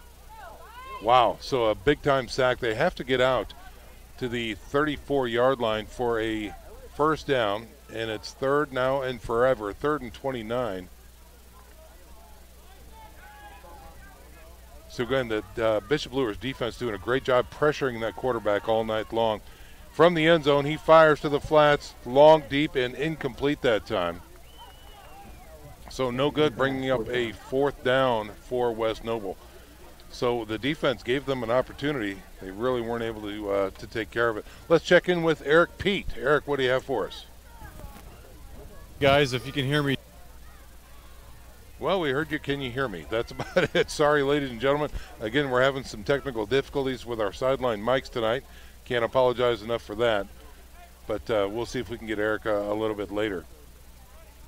West Noble now in punt formation. The punt is away. It's a low wobbling kick, kicked out of bounds, and really great field position coming up for the Bishop Luers Knights on offense. Yeah, Josh Gross there. You can tell is a little bit more uncomfortable punting the ball. He's probably had about half a dozen coaches in his ear saying, whatever you do. Yeah, I mean, right. We really mean it this time. Yeah, exactly. Don't get it those to guys get Gaston their hands on or it. Presley. See if we can try Eric Pete once again from the sidelines. Hey guys, I'm down here on the sidelines. Just a quick update on Dippold. His night is done. He's on the table. He's got his left shoe off. His ankle is iced. And so we will not see him return tonight, guys. All right, thanks very much, Eric Pete. With a short field, the Bishop Luers offense is back out on the field. Here is a reverse by Gaston. Started right, goes left, still on his feet. He breaks 3 tackles, a big scrum now in the linebacker core, and finally wrestled down inside the 15-yard line. What a hard run there. I think that was that Presley? I believe it was Presley. I think it was Presley, so yep. he pulled a Casey, so. What a hard run. My goodness, he broke about 4 tackles. Again, I think a bright future for Jordan Presley at the next level. Indeed. That'll bring up a 1st and 10 inside the red zone now for the Knights. Man in motion to the left side, give to Presley, going right behind 2 big blockers, and he's got some room, bouncing it outside, finally taken down near the 10-yard line. Ball came loose, but not until he was thrown to the ground. Pretty hard tackle over there. Yeah, he was kind of thrown down, and when he hit, I think the ball separated. It might have been Gross, number 32. Yeah. He's a tough kid. Oh, he is. Hard player. Talking to Corey Kitchen about him, you know, as he was never missed a night for the OPS training, coming all the way from Ligonier down to Fort Wayne. Never missed one. Yeah. Here's a shot out to the sideline. It was tipped, but it was caught by Jay McJohnson. Not much of a gain there. That's going to bring up 3rd and about 6 for the Knights. Yeah, you love to see kids like that are in the midst of adversity, overcoming it and sticking it out and letting sports help them through some of that stuff. Here's an end around by Bishop Luers on a critical 3rd down, as Gaston won't find much. Maybe after a couple tries, he does find something. And he is going to be pushed out of bounds. Let's see where they mark it. That was a Harry Houdini act, wasn't it? Yes, it was. They're going to mark it right at the 5-yard line. Oh, but a penalty against the Bishop Luers Knights now. And this one's going to be coming back. I bet that was on one of the receivers because the flag came along the boundary there, Sean. Yeah. And those guys, especially on those plays when they take a long time to develop, and in that case, the play just never ended. Gaston kept making people miss. Mm-hmm. Finally, the officials saw might have been Janarian Moore maybe on the edge. So they mark the ball back at the 21-yard line. They're going to replay 3rd down. And that's going to bring up a 3rd and very long, about 3rd and 16 maybe for the Knights. Yeah, that might have been Cam Hedgecock rather, number 12. Trips package to the right. Kanapski looks left. He's got Hedgecock in the end zone. No, overthrown that time.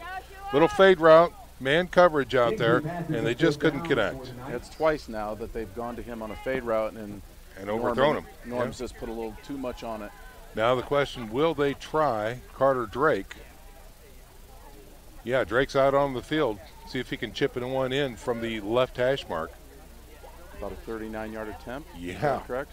38. 38. Yeah, that, you know, again, in a game like this, it may not factor into the outcome per se, but great preparation for the tourney trek. The hold is good. The kick is up, and it is no good. No good. Drake just missed the 38-yard attempt. Might have been a little short. 2:35 remains here in the 3rd quarter. We'll step out for a 30-second break. You're listening to Playoff Football on Redeemer Radio, 106.3 FM.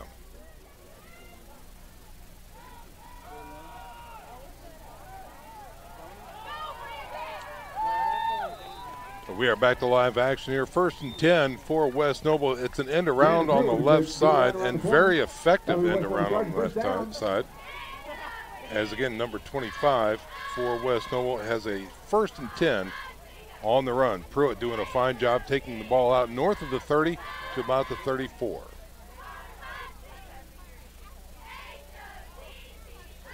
Mayorder from the shotgun. Again, give to Pruitt. This time trying to find something in the middle. He can't find anything there. Kind of wrapped up from behind and dropped for not much of a gain at all. Yeah, that kid's going to need some ibuprofen at the end of the night. He's taking a lot of hits and giving a lot of hits. He is in the center of everything on both sides of the ball. Yeah, you can't get him off the field. He's so good. Tackle for loss brings up 2nd and 11, actually. They mark it back towards the 33. I talked to Coach Mayorder at pregame, and he said No D1 offers yet, but there are people showing some strong interest for Brandon Pruitt, and they should. He's a heck of a football player. Here's again a give to Pruitt around the left side. Gets back to the line of scrimmage, gets knocked out of bounds after a short gain. That's going to bring up 3rd and long for the Chargers. 1:13 remaining here in the third quarter. 35-7 is your score. Bishop Luers on top.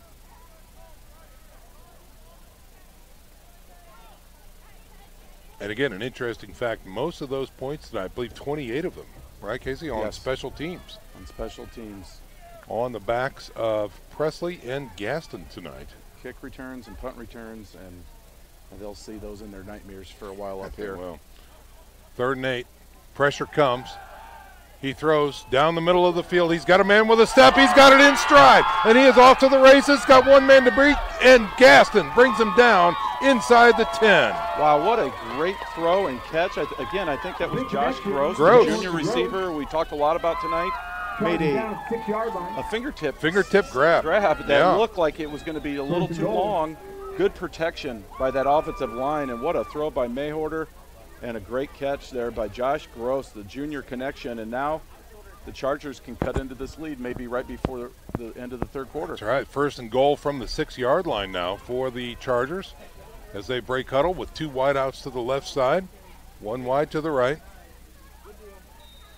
Wing back to the left side. Now we've got a timeout. We've got motion. Procedure. Yeah, those are just killers. Yeah, a red zone mistake for West Noble is going to move them back to the 11. Penalty on the Chargers. A number of those kind of penalties on first down tonight, Sean, whether it's at the beginning of a drive that put them behind the sticks, or in this case takes them outside the 10-yard line. And again, a team that doesn't want to throw the ball too much. They need every yard. They need every yard. Here's a snap flowing to the left side is number 20 this time. Goose around the edge, spins out of a tackle. Does he get in? Going to be just shy of the goal line, it looks like, on the far side of the field. Indeed, the Goose was loose. Yes, he was. He's going to be stopped at about the 2, it looks like. Be 2nd and goal. Looks like a little Barry Sanders with number 20. Yeah, spinning out of tackles, doing a great job. Pruitt comes onto the field for West Noble, and that's going to do it for the third quarter. They will not get another snap off. They'll reset and go to the fourth quarter, ladies and gentlemen. 12 more minutes to play with West Noble threatening. 35-7 is your score. Luers on top. We're back in 1 minute. You're listening to Playoff Football here on Redeemer Radio 106.3 FM. Kelly Automotive Group is simple, transparent, reliable. Simple. Our customer specialists make buying a car easy and fun. Transparent. Our price listed is the best price. No hassle, no gimmicks. Reliable. Buy with confidence and peace of mind. We work hard to ensure the best value however you shop. Choose from over 60 vehicles under $10,000. Visit drivekelly.com. The Kelly Automotive Group. Simple, transparent, reliable.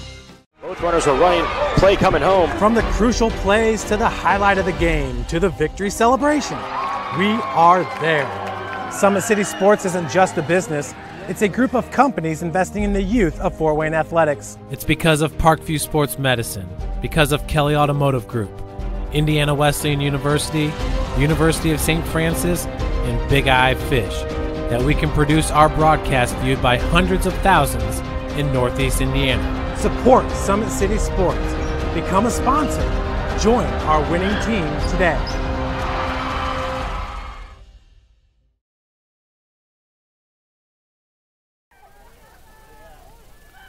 And we prepare for the fourth quarter. Here it is, West Noble. Under center this time is Mahoney.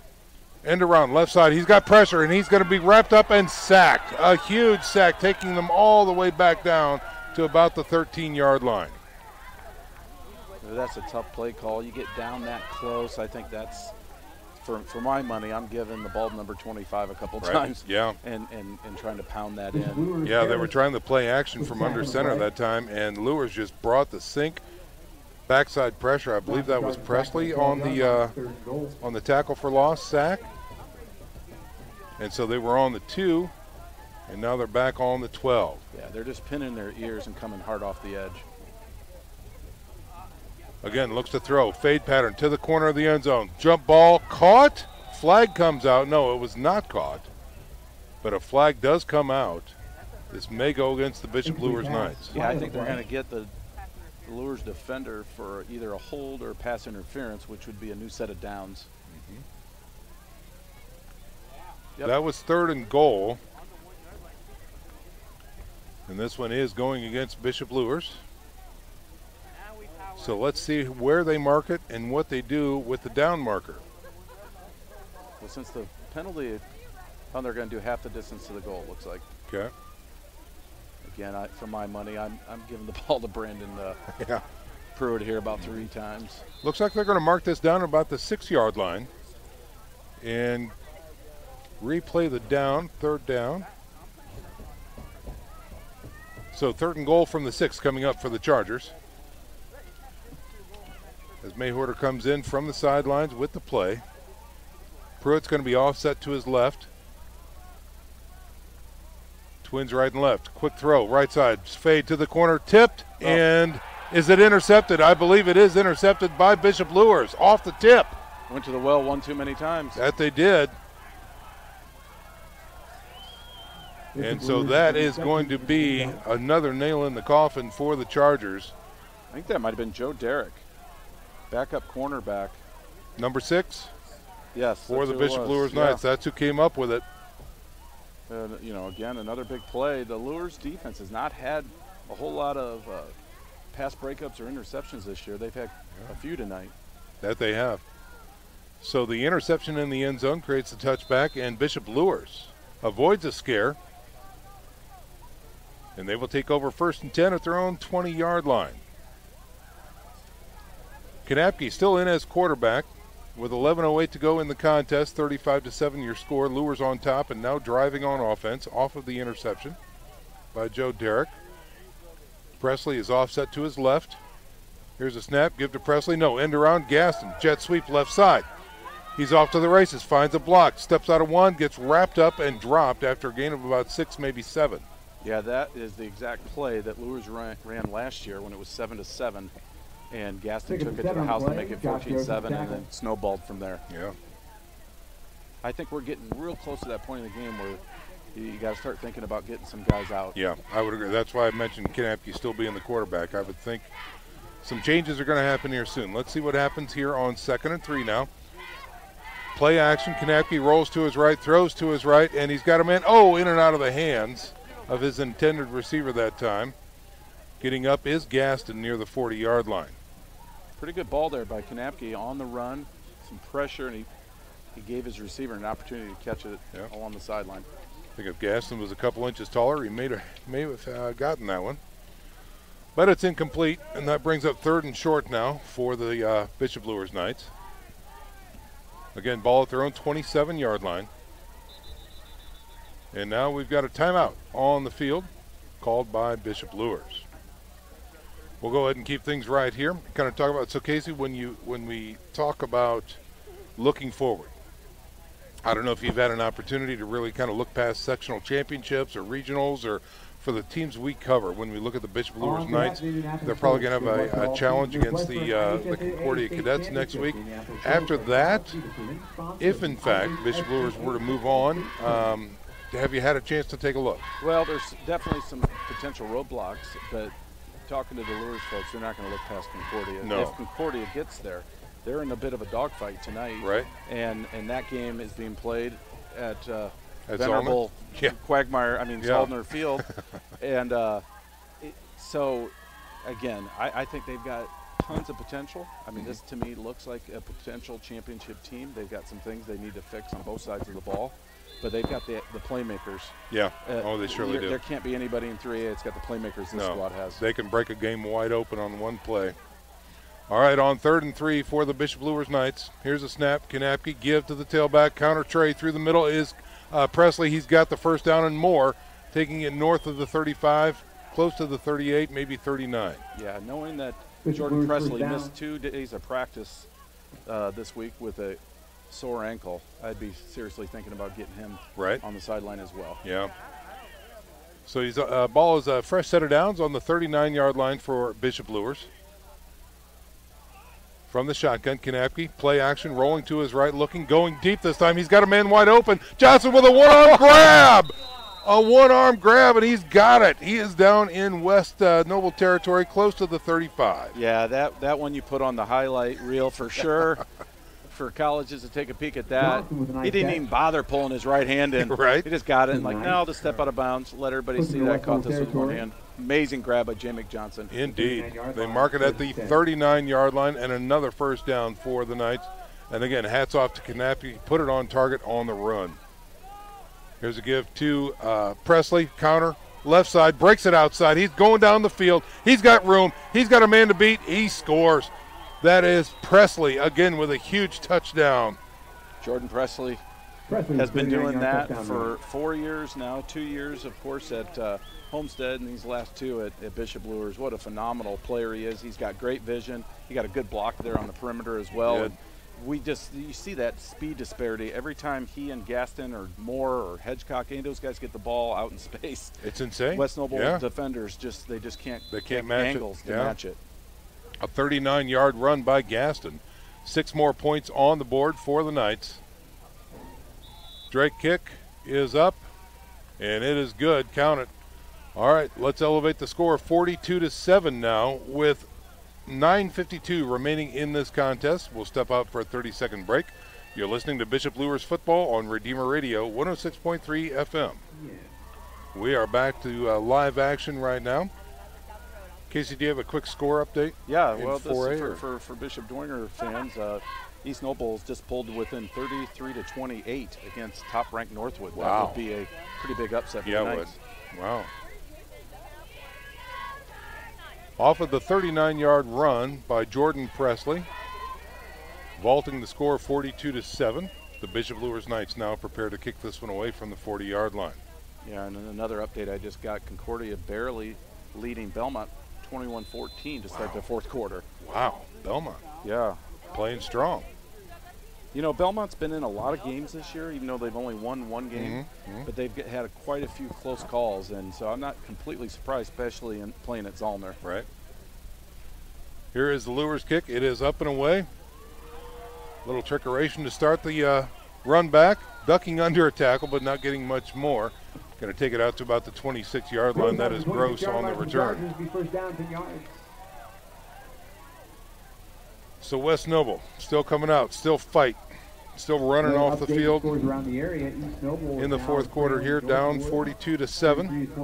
9:46 to go in the contest. They'll take over first and 10 at their own 26-yard line.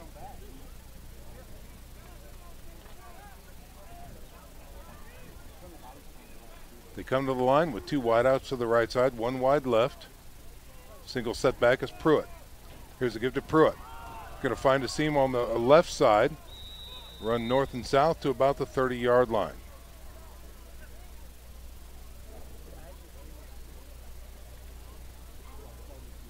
Through with a 4-yard gain on the play.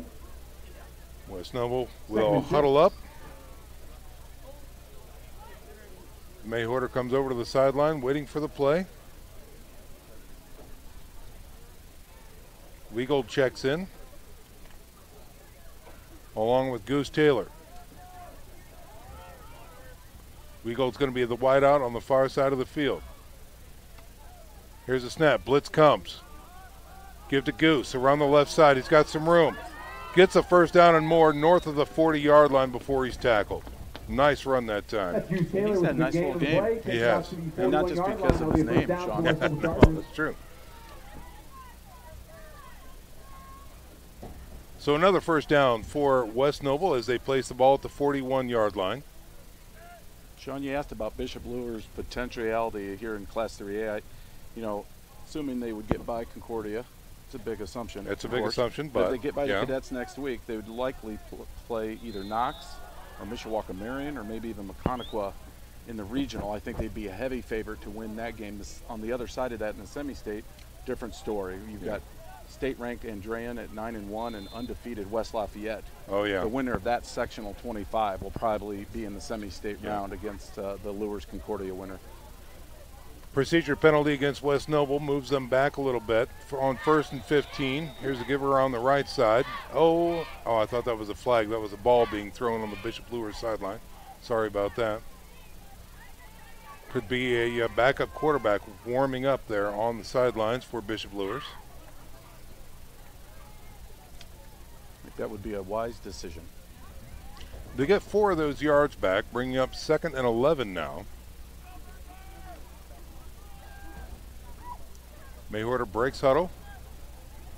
2 wideouts to the left this time. Wing back to the right. Here's a snap. Play action, looks to throw. In the pocket, throws over the middle. He's got some room, and it is intercepted. Wow. A huge interception that time. These guys are putting on quite a show with their hands, one-handed aren't they? grab. Yeah, who is that, number 20? For Bishop Luers, comes up with a big one that time. I think that's Ramon Anderson. It is Ramon Anderson. He's a sophomore back He's there. a sophomore, 5'6", 143. He's made a few nice plays tonight, none nicer than that. And the one-handed catches right now, I think the Luers guys are just trying to one-up one another. I think so. Well, the interception happened right at the 35-yard line, and the offense is now on the field, and that is not Norman Kanapke as quarterback. We will get a look there. I believe that is number 17, Christian Fly. He is a junior, and it looks like we have some clean jerseys on the field for the Knights now. Low snap this time, given by the tailback this time with a run off the right side, getting some steam down to the 50, the 40, the 35, the 30, down to the 20, dragging him down. That is Braden Coward with a nice run by Bishop Luers all the way down to the 15-yard line, but we've got a flag near midfield.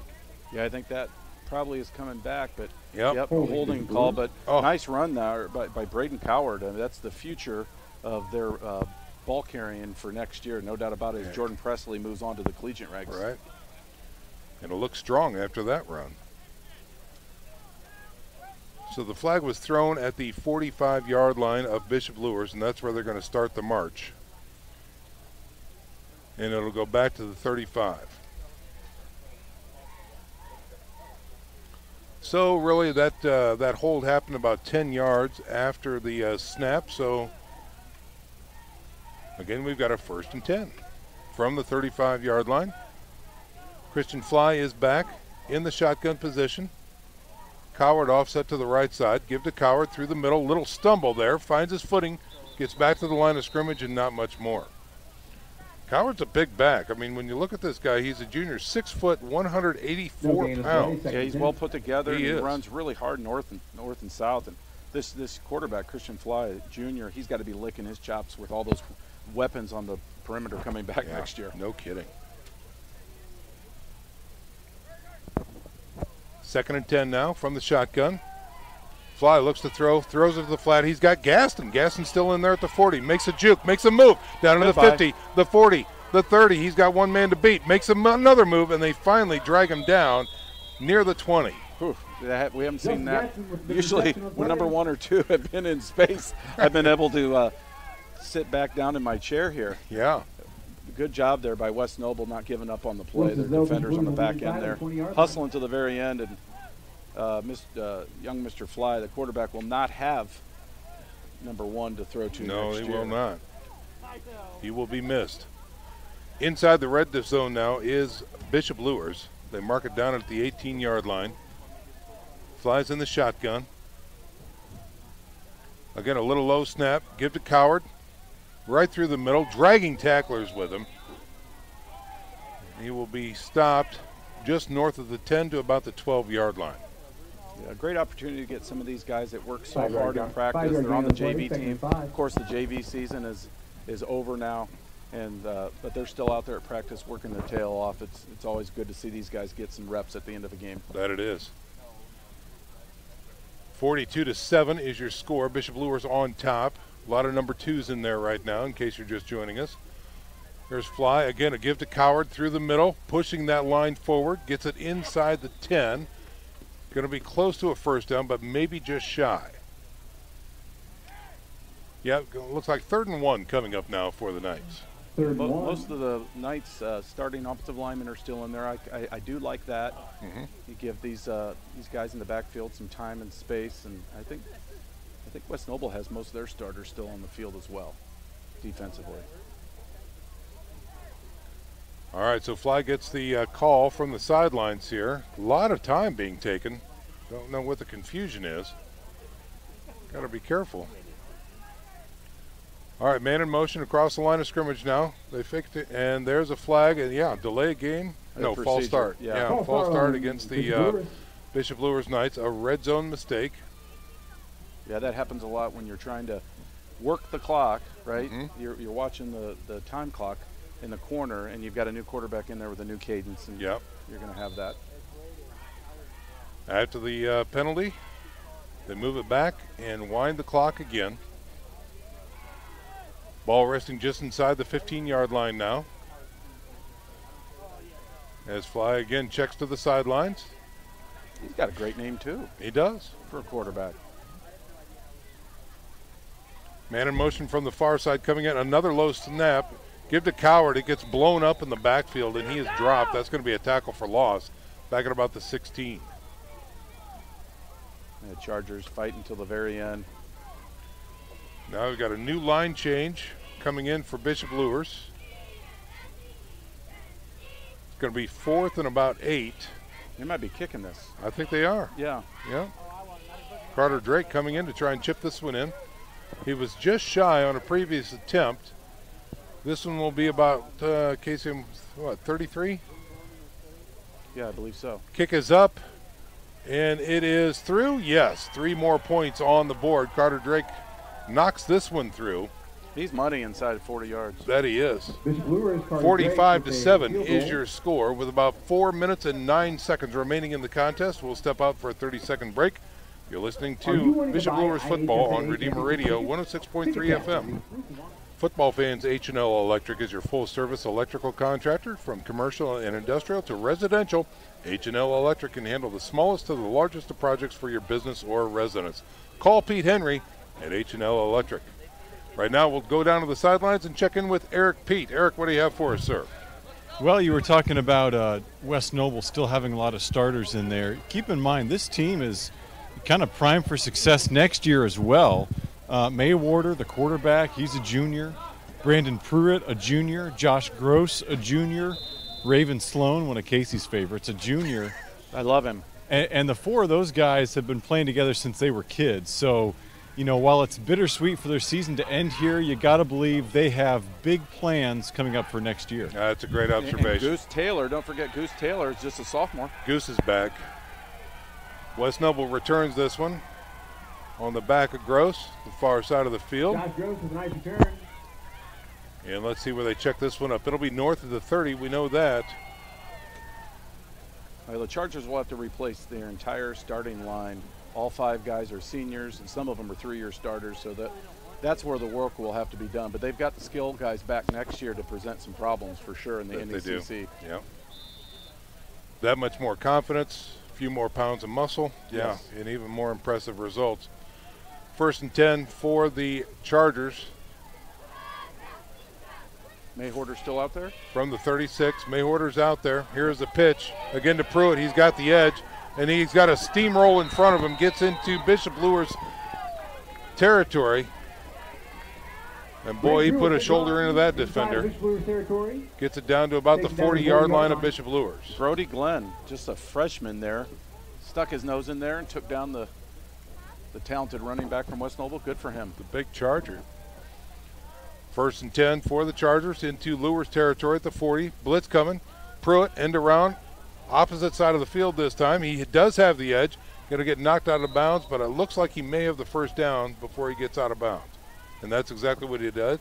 Gain of about 14 that time. Yeah, he's going to pad his numbers and probably finish with a pretty substantial night on the ground. Yeah, he will.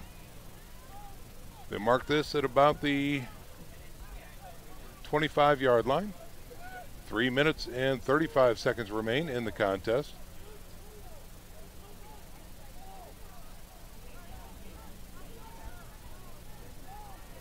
Single setback is Pruitt. Gross in motion to the far side. Here's a pitch to Pruitt. He's got a couple lead blockers. Cuts it back up north and south. Gets into the linebacker core and is stopped inside the 20. Close to the 15. Yeah, they're just going to keep feeding their horse, aren't they? They will. You betcha. They mark it at the 15. That's another 1st and 10 now coming up for West Noble. Inside the Bishop Luers red zone with 2 minutes and 57 seconds remaining. And we had one of our sources said he was about 50% health-wise. He had a dinged-up knee. If this is 50%, I'd hate to see what 100% looks like. No kidding. He's been fantastic. That percentage may have been misreported, I think. Here's Pruitt right up the gut. He's shredding the defense, breaks it outside, gets into the end zone, touchdown. Yeah, good for him. Brandon Pruitt has been their workhorse all night. He deserves, you know, to get some pay dirt here, and West Noble again, just fight until the very end. That's right. So your score is now 45-13. West Noble on a 15-yard run that time, scores 6.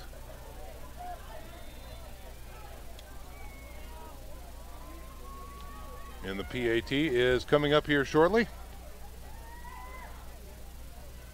Snap and the hold are good. The kick is up, and it is good as well. The kick is up, the kick is good. So with 2:36 remaining, the score is 45-14. The Bishop Luers Knights on top of West Noble. We'll step out for a little 30-second break. When we come back, we'll wrap up the game. Stick around, football fans. This is Bishop Luers football on Redeemer Radio 106.3 FM. We are back to live action here in West Noble in Ligonier, Indiana, where the Bishop Luers Knights are going to walk away with a sectional semi-championship win over the West Noble Chargers. 45-14 is your score with 2 minutes and 36 seconds remaining.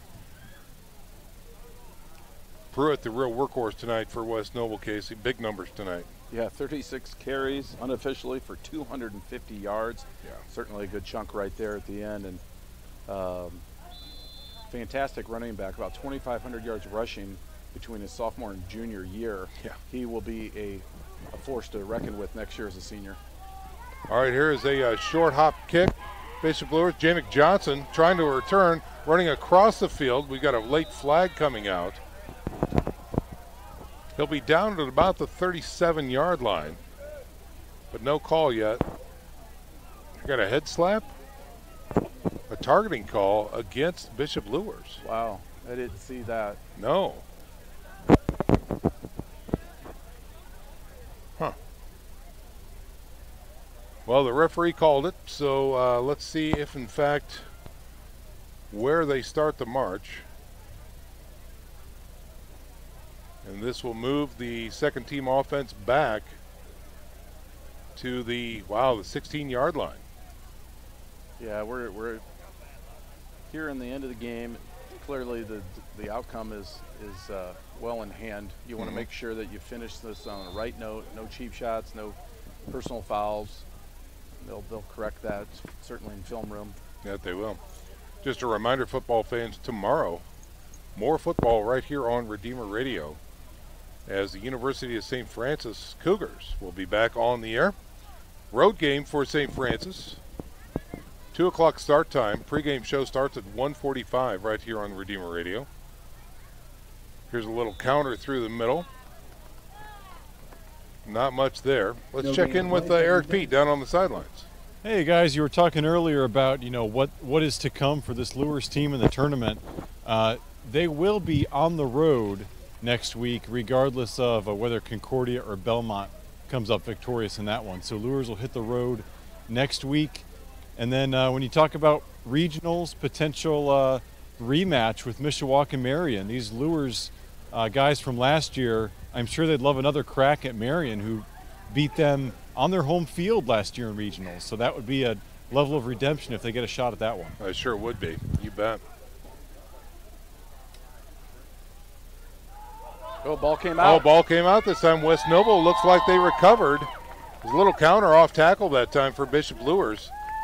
Ball squirted out, and it looks like West Noble back in business inside the red zone now at about the 15-yard line. Yeah, still all the starters out for West Noble. I'm kind of surprised. I think you want to finish on a high note, but by the same token, I'm sure there's a lot of kids here on this sideline that wouldn't mind a few snaps. Oh, you bet. Well, especially if you're seniors. If you're not a senior starter. Yeah, I totally agree, Sean. Mm-hmm. Under center this time. Martyr. Oh, it's a direct snap this time. Back goes around the left side. He's got room. Did he hit the pylon? It's like a fumble-rooski almost. Yeah. Who was that big Oscar with the ball right there? Big number 70? Oh, he's a beast. Yes, he is. I love that. Let's get his name. Yeah. Jose Taylor. It's not Refrigerator Perry, huh? No way, Jose. Just took that ball around left end. Yeah, he did. I like that. Mm-hmm. And he is a senior. Good deal. He checks in at 5'8", 235. Beefy. So, yeah. He gets him down there and knocking at the door now. 1st and goal from the 3-yard line. Man, he was so close to getting into that. it, He Sean. was. He says, let's do that again. They were going to do it again, yeah. And what do we have? We have offsides against Bishop Luers. Encroachment, or he might have gotten a touchdown. Yeah. Will they call it a 3rd straight time? I think they might. Come on, Coach, do it. Yeah. All right, so they move the ball in that much closer. 1 minute, 19 seconds remaining. Again, your score, 45-14.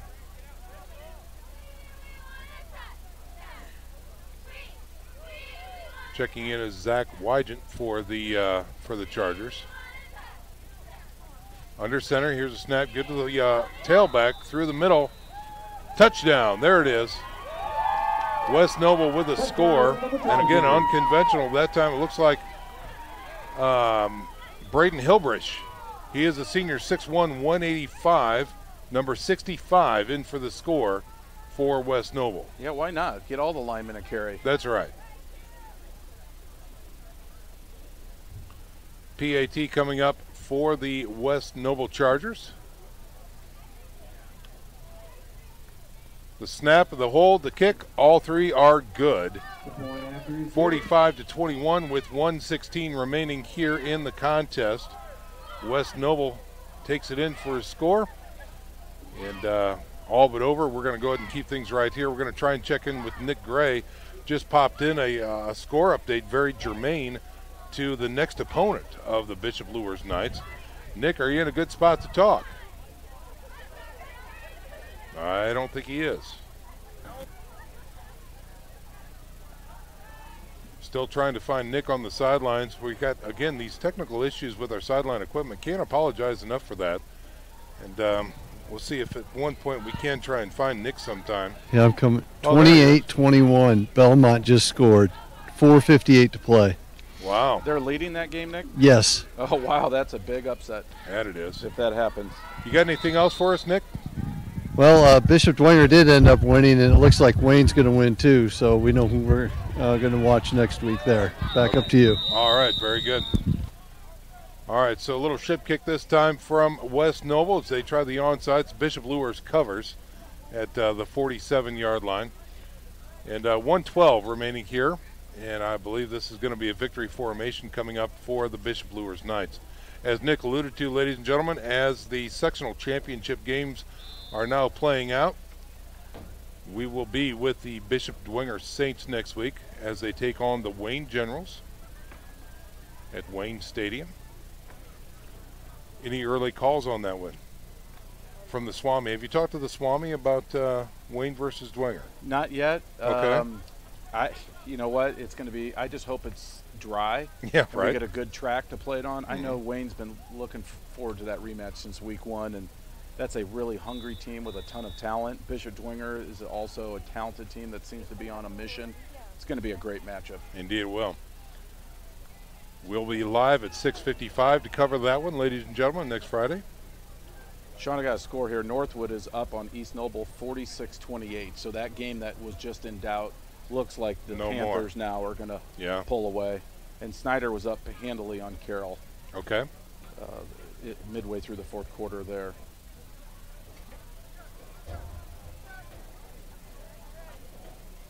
So victory formation here as Christian Fly takes a snap and takes a knee again. And I do believe that is going to do it, ladies and gentlemen. 45-21 is your score. The Bishop Luers Knights come away with a semi-championship victory here at West Noble against the Chargers in a very, very interesting game. Again, 28 points scored on special teams tonight on the back of Presley and Gaston. The offense did finally start to find their way and push things forward to 45. And again, late scores by West Noble. They were stuck at 7 for quite some time that time, and finally got 21 points on it. Do you have some starters, some notes on yardage and stats for us, Casey? Well, again, the numbers for Bishop Luers predominantly came in their return game. Yeah. Justin Gaston, a phenomenal game. 3 returns for touchdowns for a total of 241 yards.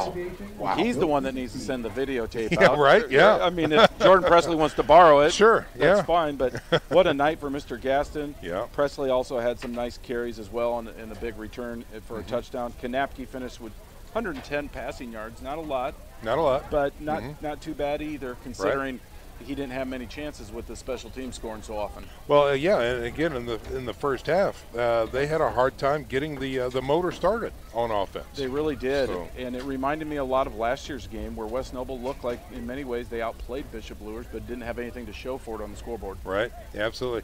Well, folks, that's going to do it for our coverage tonight. Can't thank you enough for being with us, and please keep us around. Next week we continue our football coverage as a sectional championship matchup between the Bishop Dwenger Saints and the Wayne Generals will be our game of the week. Oh, we're going to go down? Okay. Yeah, Eric Pete, what do you have? All right, guys, I'm here with Coach Lindsay and also one of the stars from tonight, Justin Gaston. Talk about your huge game, 3 returns for touchdowns. You probably knew you had it in you, but to come out here and do that and perform on this field, how'd that feel? It felt really awesome knowing that I made those plays at big moments and the game was close, and I was able to help my team out and come up with a big win for this game. Talk about what you see when you're down there. Obviously, you got the vision to find the holes and the speed to get through them. What is that like when you just are running down the sideline and you have nothing but green space in front of you? It's like the best feeling in the world, knowing that you're about to score and no one is about to catch you, and it's just a rushy feeling, really, the whole time.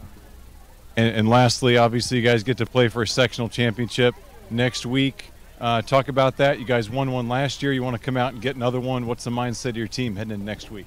We want to come out as if it's like we want to come out as championship presentation, and we want to present a good game, and we want to come out as if like it's our last game since we don't want to go home, we want to win state and everything. Well, best of luck to you. Congrats on tonight. Thank you, sir. All right. And Sean, back to you. All right, Eric Pete, thanks very much. Always great to talk to the players down there. You know, a humble superstar, Casey. Yeah, right there, I thought maybe Eric was going to ask him about his fumble recovery. Right? That's the only thing the kid did wrong. Then he scooped it up. He picked it right up, kept going. Yeah, very impressive. That's going to do it for our coverage tonight, ladies and gentlemen. Can't thank you enough for being with us. Very special thanks to our team here. Back at the station, we had Mary and Caroline Poinsett keeping us on the air. On the sidelines tonight, we had Nick Gray along with Eric Pete. Up here in the booth on stats was Charlie McBride. My partner in crime, Casey O'Boyle, I'm Sean McBride, wishing you all a good night. May God bless you, and thanks very much for listening. This is Redeemer Radio, 106.3 FM. When you experience a sports injury, muscle, or joint pain, you want treatment right away. Parkview Ortho Express provides same-day orthopedic and sports injury care without referral or appointment, offering diagnostics, x-rays, the region's only body composition DEXA scan right inside of the Sport One Parkview Fieldhouse. Walk in Monday through Thursday, 7 to 7, Friday, 7 to 5, and Saturday, 8 to noon. For more information, go to parkviewsportsmedicine.com/orthoexpress. It's the comets. Comets falling from the sky. Comets falling from the sky. Comets falling from the sky. Comets falling from the sky. Comets falling from the sky. Comets falling from the sky. Comets falling from the sky. Comets falling from the sky. This is the first time I've been able to do this kind of more complete understanding or view of your body. One of the things that's really important about this is that it's kind of legitimizing us as athletes. Parkview Sports Medicine. Game on.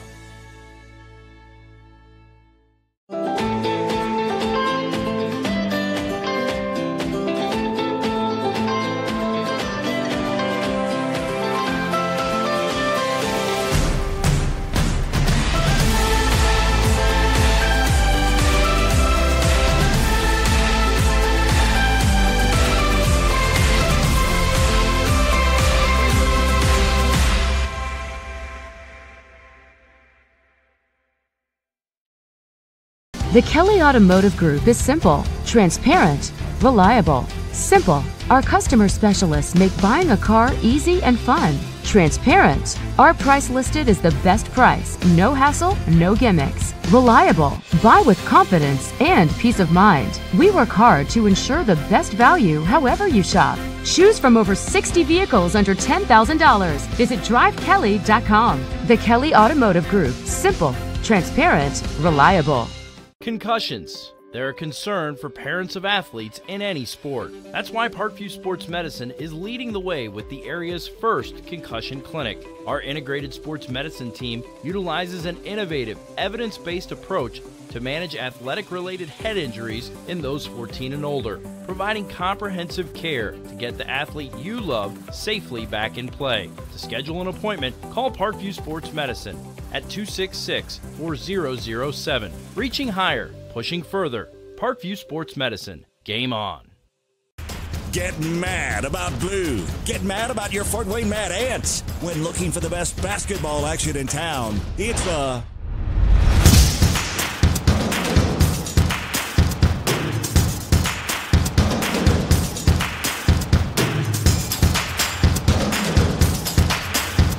Go to FortWayneMadAnts.com for the complete game schedule. See your Fort Wayne Mad Ant in action. Get mad about blue. I chose St. Francis because they made a promise that I would have real-world experience that I could take when I graduated, and they delivered on that promise. For me, the classroom only gets you so far, so they're setting you up with an internship. I had a mentor that they set me up with that was a CEO of a DuPont hospital in Fort Wayne. They offer degrees in accounting, business administration, risk management and insurance, marketing, and finance. You know, they just did a great job of the full circle of not only the education but also the experience.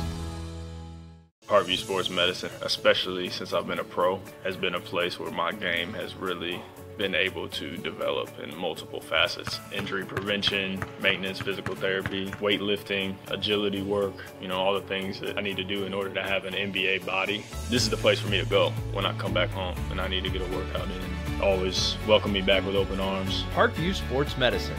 Game on. Both runners are running, play coming home. From the crucial plays to the highlight of the game to the victory celebration, we are there.